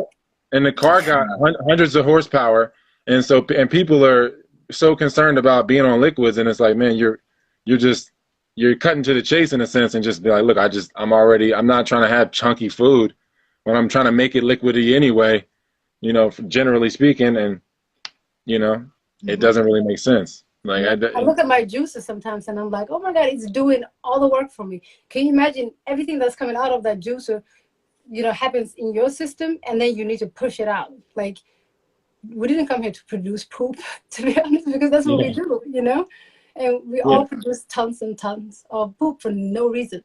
It doesn't mean if that food was liquid, it wouldn't give you the same nutrition that you're looking for. But we are, addicted to the part where we are chewing, where we, the whole eating thing is addiction. It has nothing to, it's just an addiction. Once again, as above, so below, within, so without. And when you look at a juicer, what does a juicer do? A juicer does exactly what your body does. It's just that it's something outside of yourself. That's all it is. So when you look at how a juicer breaks down, you put a cucumber, you put a mango or something in there, you see that it's going to get rid of that skin, some of that waste there, and then it's going to give you that liquid. What happens to the stuff you put in your body? Same exact thing. You get rid of that waste and you keep what you need. And I want to give you this picture. You go ahead and try and juice a hamburger and see what happens. But then if you get something out of it, because all that really is waste. But then when you get something out of it, go ahead and smell it and see what that smells like. See, this is what your body is constantly doing when you are putting junk inside of it.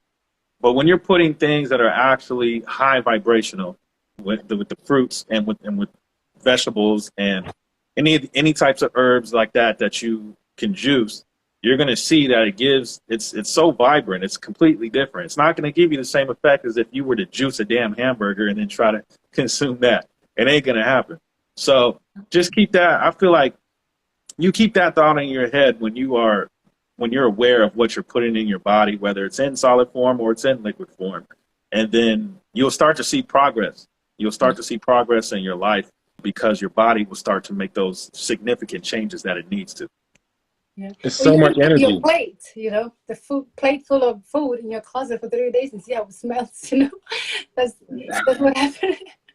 Yeah, correct. Yeah. I'm saying it's so much energy. Like if you plug in, especially the typical juicer, like you can see how much wattage it takes to spin them blades. It's so much energy that your body would now have to use.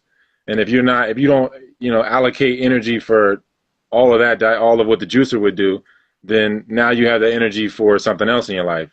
And you just, it's such a contrast in living. And I mean, it's the thing about juicing is that I feel like you really do got to throw the greens in there because to balance the blood out. Because it's like the fruit is structured, or is supposed to be structured. So much of it is designed in an artificial way now, but the fruit is supposed to be structured to have a ratio of fiber, sugar, and water. And if you remove the fiber, then that sugar hits your bloodstream too rapidly because the fiber would slow that absorption down. And if you don't have that fiber, then you're gonna have this huge spike in sugar, and then it's gonna make you want more sugar and more sugar and more sugar. So like if you throw the greens in there, it'll help to balance the blood out a lot more. Yeah, I noticed that myself because I didn't used to do fruit. I used to only do greens. But I started doing fruit, and I would do it kind of like shots. So it wouldn't be like a whole lot I would make, but I would make it like it was just like I can down it. And it gives me that boost, that natural boost. And then the rest of the day I'm doing greens. But I noticed the greens are so much more prevalent when it comes to my detox and my just aiding in the whole energy and recovery and restoration process, because greens, I mean, you think of yourself as a plant, you know, with that chlorophyll, all that stuff that the green vegetables give you, it gives you what you need to literally grow if you're thinking of a plant in this process. So I kind of wean off the fruits a little bit, even though it's kind of good to have, almost like if you're going to think about eating, it's kind of like a little dessert to have. But the greens to me are the most powerful. You know, that kale and as soon as I juice that and I see how dark that green juice is, I'm like, oh yes, thank you. I'm like, need That that. means like you resonate with it. For me, it's more like I don't feel like any of them give me anything that I don't already have. You know? Oh yeah, no, that's a perfect way to put it. I think it's just for me that I see it and I know that it's like it's better. Yeah. It's better than But what your I body could. knows, you know, your body's looking for that chlorophyll. It's like, oh, we need chlorophyll, you know? So it's the body that's actually requesting, like I was saying, you know? Yeah. But it's not that, oh, I need this. And Yeah, exactly. You know, it's just, we want stuff, you know? It's like we're creature of desires. We want Yeah, stuff. you want. Yeah, they Yeah. want. You We want just to want. Mm-hmm. You want to want. You want to desire. People want to desire because it determines their identity. Exactly. So you know what I mean. Whatever you want is what you're saying isn't you, and it determines what you are. So you know, so much of it is that, and the satiation comes so much quicker. I feel like from the greens Mm-hmm. because, and people don't want to be satiated. They want. You know, so they like, oh, give me what is going to keep me desiring. Yeah, no, Yeah. it's just a desire. And I wouldn't recommend drinking it. Sip on your juices because, you know, the desire can be stopped here. You Yeah, don't have to hit the belly. You don't have to go down here, you know. So when you yeah, sip on your juice, you know, just roll it around in your mouth, you know, and then the mind will trick it and it will think like you drank something, you know, because you stop the Right. desire right here. Well, people like to jog and you're like, oh my God, now I'm full. That's the ego again. And that's not how you're supposed to consume. You know, you're not right. supposed to consume. I can have a glass of juice all day long and just sip on it, you know, because I'm just killing that desire. It's not that I need. I'm just killing the desire, the things that it needs, you know. So even when it comes to juicing or drinking liquid, you're basically saying even do that less. Yes. Yeah. I agree with her though. Actually, Yeah. it's like I said. There's it really. You can do it. Your environment really plays a big role in it though. Like me personally, I can't do that when it begins to become fall, winter season. It starts getting real cold. Of course, during those seasons, I gravitate more towards, you know, my warm cup of tea. But you know, if I'm able to just sit in the sun, I don't need anything, honestly. I really don't. I could just chill in the sun all day and I'm getting all that nutrients. You know, I've even been able to repair my eyes just by glancing at gazing at sunset, sunrise. Mm-hmm. You know, being in the midst of nature, listening to the water, the trees, all that makes a difference in healing. I'm telling you. Yeah, I create those kind of moments, you know. You have a sun inside of yourself sometimes. Think of the solar plexus. The solar plexus Oh, right. Yeah, correct. in your Like sun. the core. Yeah, you have Yeah. a core sun in your body. You have a sun inside of you, you know. And sometimes, you know, it's the mind that takes you to places. So if you really want to be in the forest somewhere, you know, put something on YouTube and sit yourself there and you are in the forest. You know, we challenge ourselves by thinking like we have to be in a certain place to be our natural self. But you can be anywhere. I'm in a concrete jungle, you know, in the middle of San Francisco, you know. But then at the same time, I can be me. I don't need to be affected by anything. And anything that affects me, I always look within and be like, okay, since I'm reflecting this, it must be originating from here. So we need to work with that, you know. So I will always go back in myself. And no matter where you are, you can actually be, you know. It's not that Yeah, the place makes you, it's just you are because you are you all the time. You just have to recognize that, right? So yeah. For me, it's true to an extent, like because the jungle, like whether it's a concrete jungle, there's still a jungle underneath that concrete. You know what I mean? You see a rose or flowers or dandelions popping from underneath the concrete. The jungle's still there. You can't hide the jungle. mm-hmm. But it's just when they do things, because I've been to East Africa, I've been to Rwanda, and I'm not exaggerating. I noticed the difference in the food, the air. There's not chemtrails in the air.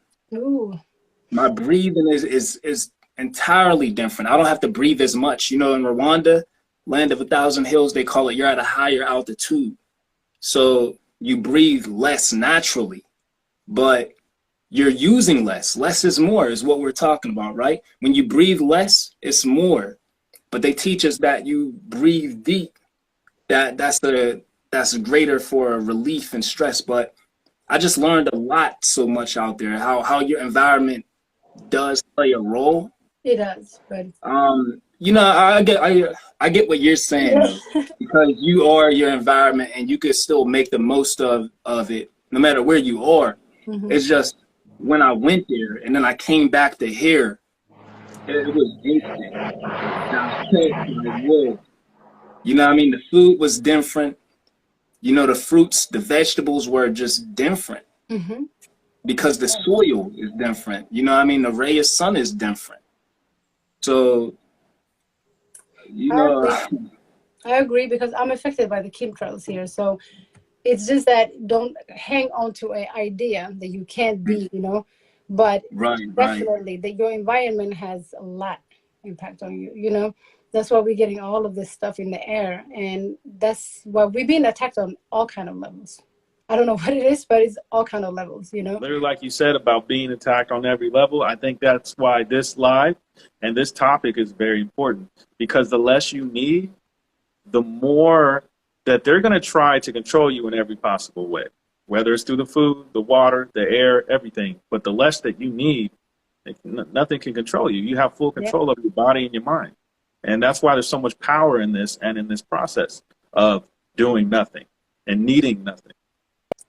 I want to move over to this question, though, real quick, because I'm not sure who will have all the answers for this, but it could be all four of us. So I want to probably do two more questions, and that's it.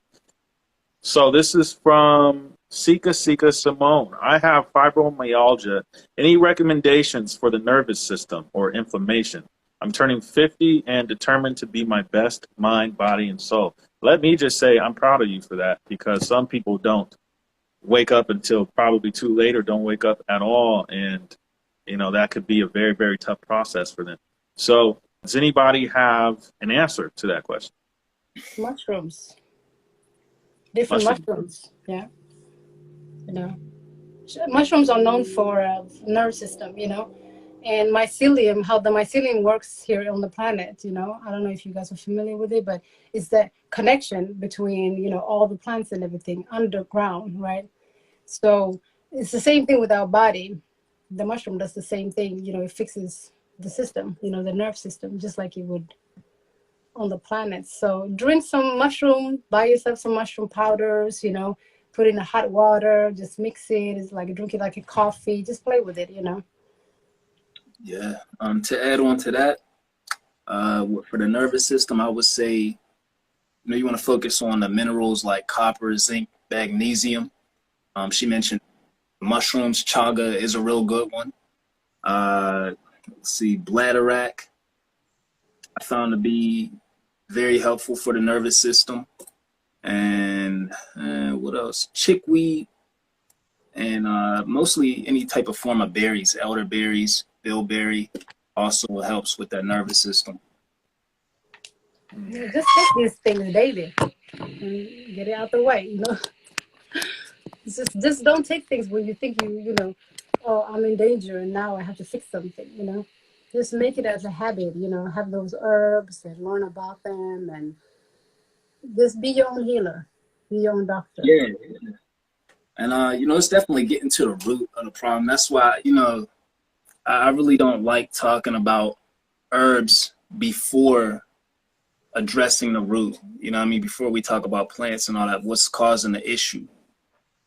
We gotta, you know, identify the issue, the root cause before, or not before, because you can still implement these things regardless, but definitely identify the root cause of the issue as well.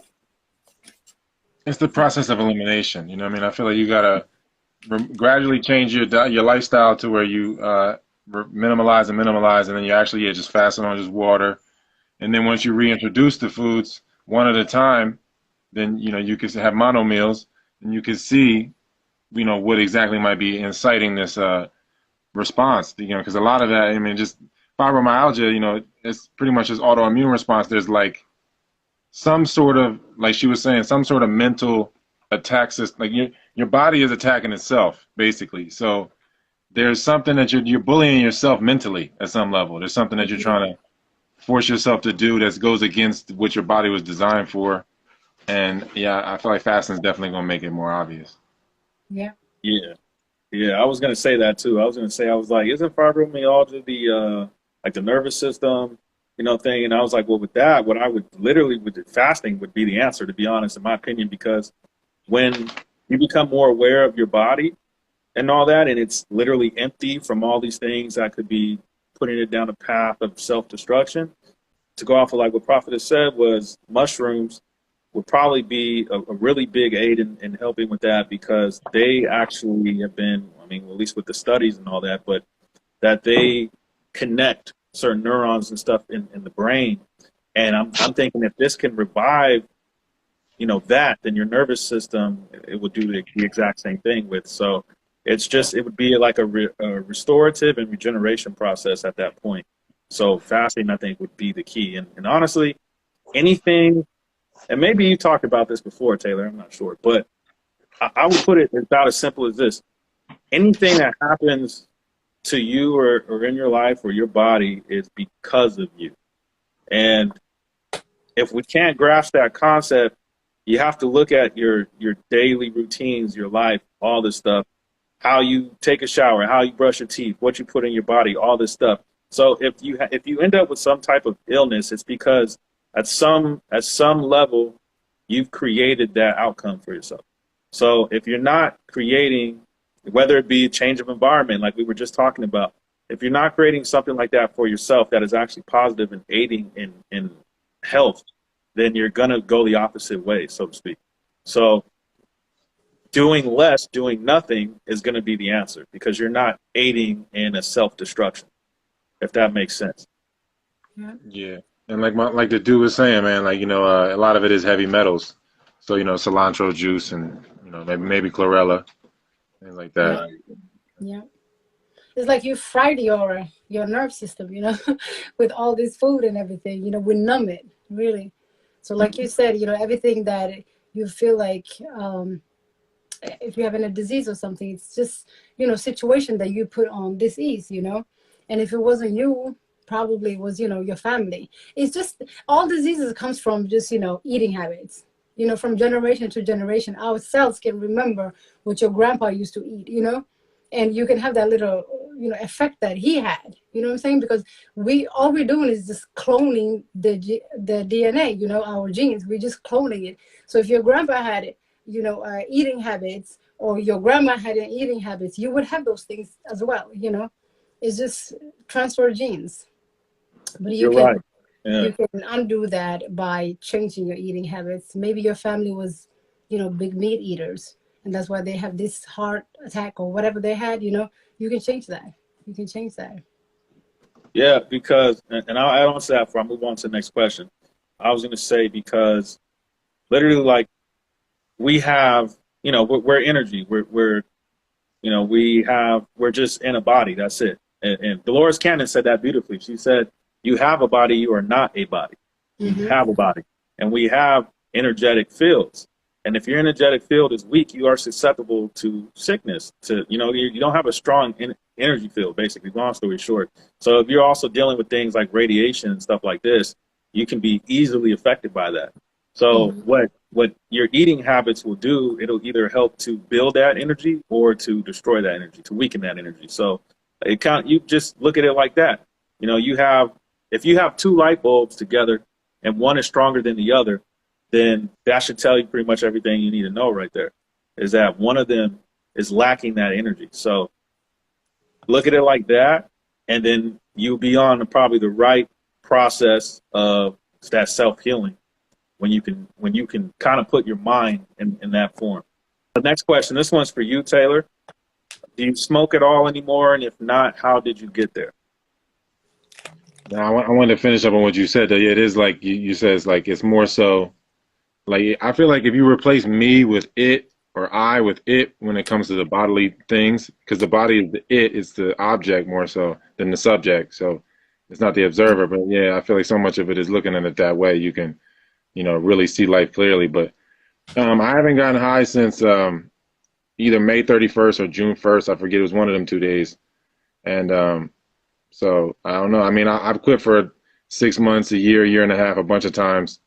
I don't know. We'll see where this goes, man. It's every day. I'm not really thinking about it, but it's like you're saying about food. You know what I mean? You don't bring it up, and then somebody brings it up, and now I'm thinking about it. But yeah, I feel like weed is a process, man. So much of it is just not blocking the breath anymore, and herbs like astragalus can help, on a mechanical level, but mentally, yeah, so much of it is just really getting to the bottom of the depression. You know what I mean? Because it's just depression. You know what I mean? You're just like inhaling depression, basically. And not, you don't want the depression to get processed. The lungs process depression, and they process all gases. Not just what you inhale, but they process depression, like emotionally. So if you're building up plaque in the lungs, there's some type of grief that is not being processed that you have your identity attached to, and so much it gets tied into the weed. I feel like the personality from the weed, like rolling up and acquiring it, and all the mannerisms that come with it. I think all of that has to get murdered off, and like she was saying, you got to replace it with something else that's more constructive. So something that's more creative, something that's not going to take you away from yourself, away from your breath. Yeah, everything is moderation too, though. I feel like the cannabis plant is a female energy. It's a feminine plant. Especially with no seeds. Yeah. So if you think about it, if you want to go inward, and you want to use it as medicine, so know that you can use it at that time, like to go inward. But when you overuse it to get high because you just want to get high, that's when it becomes an addiction and a problem, right? So use it wisely. You don't have to combust. You can smoke so many different ways. You can intake this plant in so many beautiful ways. So it's all about how you handle it. It's all about, how you treat it. That's how we will treat you back, So if you just sloppy with it and, you don't care for it and you just do it just to get high, then that's what it's going to do. So everything has its own place, in this world. Yeah. Yeah. I think if you eat it, it's not going to be as addictive. You'll just appropriate it if you eat it or drink it. Yeah. Right, right. Yeah, I mean, look at all the other herbs that you don't smoke. You don't need to smoke marijuana. You don't need to do it. You can use that in so many other ways. It is a miracle plant. That's the reason why people, this is my opinion, but the reason why people smoke it to get high is because the effects that it has. So if you think that this has these type of effects when you smoke it, what do you think it'll do when you actually use it in a proper way? Like it'll actually have way more better benefits. So I think for people that are struggling, maybe, and I don't want to say struggling, but let's just say people that don't want to do it as much or want to kind of wean off of it, is why don't you just use it in a proper way, like in a better way that's actually more sustainable for yourself with benefits? Because I mean, there's a lot of people that are just chasing that next high, but there's no benefit of that, in my opinion. There's no benefit of going to go and get some weed or something and then going and doing the same process. It's not actually helping you as an individual or even as a soul, in that way, in that form. I've never seen it like that. So I think that if it does become an issue or a problem, just use it in a proper way and not in that form of smoking, Healthier way, Yeah. Use it in a healthier way. Because I was going to ask you, Taylor, was it are you looking to stop smoking or just you resist from using the herb entirely? What are your thoughts? I felt like it was bringing me to a state that I kind of didn't deserve, honestly. I felt like it was making me more relaxed than I should have been. It's like if I was behaving like I won the NBA championship or something, like this is not something I really deserve to be doing, like as much as I was doing it. I feel like I had put it in a place where it was not appropriate. I feel like if I don't do it for a year or 2 years, maybe 3 years or something, if I was to return to it, it's going to really knock me off my feet. So I feel like it would just be more contrast, and it would be more effective, and I could, just use it, with more respect. I feel like, yeah, I wasn't really respecting myself, respecting, life itself, and it was really blocking my dreams, man. And like she said, it's so feminine, like what I mean, it brings you so much into the feminine. I feel like, and like I feel like there's a time and a place for that, and I feel like at this point in my life, I don't really want to be in that space for a while. I mean, I don't. It feels like more like sedation than how I feel when I'm sober, especially for lengthy periods. Like for me, I didn't start smoking until I was 18, and it wasn't like I was continually smoking. And I feel like if I would have been introduced to weed and it was just eating it first, I would have had a totally different relationship with it. And so I just feel like I gotta just work on my relationship with it by stepping away from it. Yeah. Yeah. I was Yeah, I think that's a good way to put drinking it. So maybe that's why. Yeah, drinking, yeah. Like a tea, Yeah. Yeah. Like a tincture, like Yeah. That's what herbs are. Same thing with mushrooms, it's they can have the effect of psychedelic, but depending on how you take it will change everything. This one is by The Story of Angel. Any book recommendations? Currently reading The Hermetica and The Light of Egypt simultaneously. I want to continue to ascend to transcend. Thank you. For me personally, I would say, that this book is going to cost a lot now because they jacked up the price. But for me, one of the greatest books that I have is The Tree of Life Meditation System by Ra Umen Nefer. There's another book that I think they're trying to rack up the price to like $300, $400 now for that book. But I had that years ago.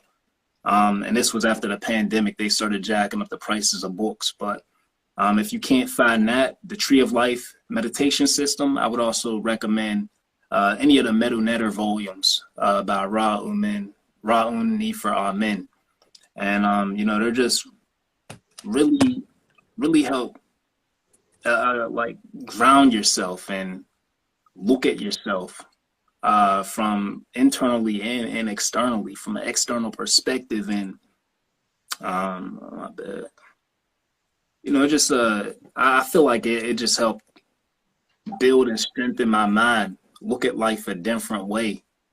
So yeah, that's one of the authors, I would say. Ra'un Nefer Amen is what his name is. But those two books, The Tree of Life Meditation System and any of the Medu Netter volume systems. Great books. I'm gonna look into them myself. I Yeah, like books. I would recommend maybe one, The Biology of Belief by Bruce Lipton. If you haven't read that, it gets into that. I'm all about tackling the mind, and the belief system that we have created for ourselves, So The Biology of Beliefs by Bruce Lipton. Yeah, Nice. all around that for our men. If you go to the website, it's a lot cheaper. You just have to wait a little longer. The Towie Network, TAU. Yeah. The only thing with that one, they didn't have the Tree of Life though. That was a real good one. But they do have the Medu Netter volumes on there though. So yeah, that's a good one. Towie Network. Yeah. For me, my favorite book, it would be the Huahu Ching. HUAHU Ching. It's a quick read. I mean, I love the Tao Te Ching, obviously, but the Huahu Ching, or the further teachings of Lao Tzu. I love Lao Tzu, man. I mean, I'm a big Lao Tzu guy. You know what I mean? So, yeah. Same here. I agree. I have that one in the room. And I mean, we talked about that before, but that book is so simple but so effective. And that's the best thing about it. If you're not somebody who can really sit and just read like that, you don't have to with that. But everything that it gives you is just so impactful in a short span. So I would also recommend that. I don't have a book to recommend like on the topic when it comes to fasting. I think definitely stuff with the mind is good. I would just say, since you all brought it home, I'll take it outside for like a couple of seconds. and just say that you be the book. You be the book, because when it comes to fasting, everybody has different experiences. And so the first 3 days for you could be different than the first 3 days of somebody else. But the best way to learn is through the experience. So when I talk to people who don't have the experience of fasting, and not just from food, but could be from phones, could be from movies, games, music, all this other different stuff. But when they don't have that experience, they literally cannot comprehend what you're talking about at all. So you be the book, you document what happens with your body, with your mind when you do this, and you literally can just change your life overnight for the most part, to be honest. Agree. So yeah, you really be your own aid in all of this as well. How do you begin to release the attachment to sugar? Water fast. Water fast. Now, I'll add on to that. Taylor, what about coconut water? Because that's going to be a little more sugary than, regular water. Yeah, I think you should definitely get the Latin American coconuts as opposed to the Thai ones, because they don't have to go as far and they got less sugar content if you're going to have those. They satiate you faster, and yeah, they don't make you want more. Like you said, the more sugar, the more that you're going to want more. So, yeah, I mean, so much of it is just bitterness and addiction to alcohol, really, though, man, with sugar, especially with the food combinations that create alcohol, multiple sugars at once, more than a full amount at once. So all of that creates fermentation, and then the candida, and even like, the ethanol in the fruits too. The candida is taking that and converting it into alcohol to feed itself. And, the candida is what colonized pretty much the world. We're dealing with like personified fungus running the world at this point. So like, so much of it is just rooted in bitterness though. If you want sweetness, then there's some sort of bitterness, and you just got to figure out emotionally, why are you so bitter? Yeah. And just take bitter herbs help, Yeah, I was gonna say that. Like, bitter herbs always have helped me. Like, that's one of the go-tos. Like, to start my fast, I always do bitter herbs, and then just notice how much I have relied on sugar. Coming into this, I was into the mindset of thinking that agave, date sugar was a healthier alternative. While that may be the case, it's still sugar at the end of the day, at a processed level. So it's just seeing what I use them in, and then go without. Like, I made all my teas without sugar, just using them as is. And it also helped me to realize that I wasn't preparing my teas or preparing my herbs properly. You're overcooking your herbs. So you had to add some sugar to make them feel away. When you cook them properly, like letting your root herbs soak before, you start to boil them, or you get the water hot, and then you drop in your leaves and you shut the water off and you just let them steep. The leaves, it tastes good. They taste good as is. You don't really have to add much. So I would say getting into the habit of, just going without. Yeah. And if you're drinking some tea, and you want to just fast and just have that tea, have maybe some sea moss. I normally have like some sea moss in my tea, and that gives you, whatever you think you need. At least it covers that, But it's all about changing the taste buds, because we have damaged the taste buds, and now it just wants something to numb it. So the sugar is like, is a numbing effect, it's a drug. Yeah. And I was going to say too, like, I don't even like my tea with sugar, like, because it's not the tea that you're actually drinking at that point. It's the sugar that you're not drinking the concoction for its benefit, or for, if you're drinking like chamomile or something and you put sugar in it, you're really just drinking the sugar. That's what you really want.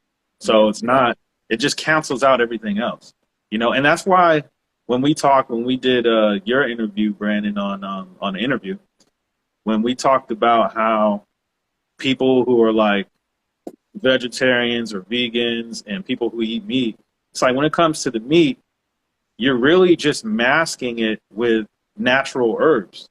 That's the reason why it tastes different or it tastes good, is because you're actually just coating it with something else.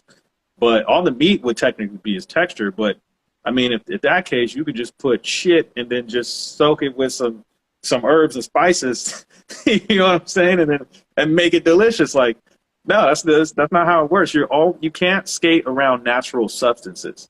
So any type of addiction to the sugar is not natural, because that's not natural. Like, that's not something that if you got to put sugar in tea or Kool-Aid or whatever the case may be, it's not the Kool-Aid or tea or the liquid that you're actually craving or that you want. It is just the sugar. So when you start to actually go a little bit deeper in the mind, you start to realize this stuff as you are consuming, so to speak. We're going to go ahead and close this out. This was pretty successful, very informative. I enjoyed it. I hope everybody else enjoyed it. And this will be like your one stop for a lot of information on fasting, because I'm telling you, once again, I don't see too much on it, even though it's not common, but it's not common, but you just don't find a lot of information on it. Mostly it's intermittent fasting, and I don't know why that is. Thank you all for coming on. Thank you, Taylor. Thank you, Brandon. Thank you, Prophetess. Thank you, guys. All right, then. Salute, man. Cheers, then. Yeah, y'all too, man. All right. Have a good day. And I chosen to walk down the other street. Some days feel like a slap in the teeth. There is nothing in my past, sliding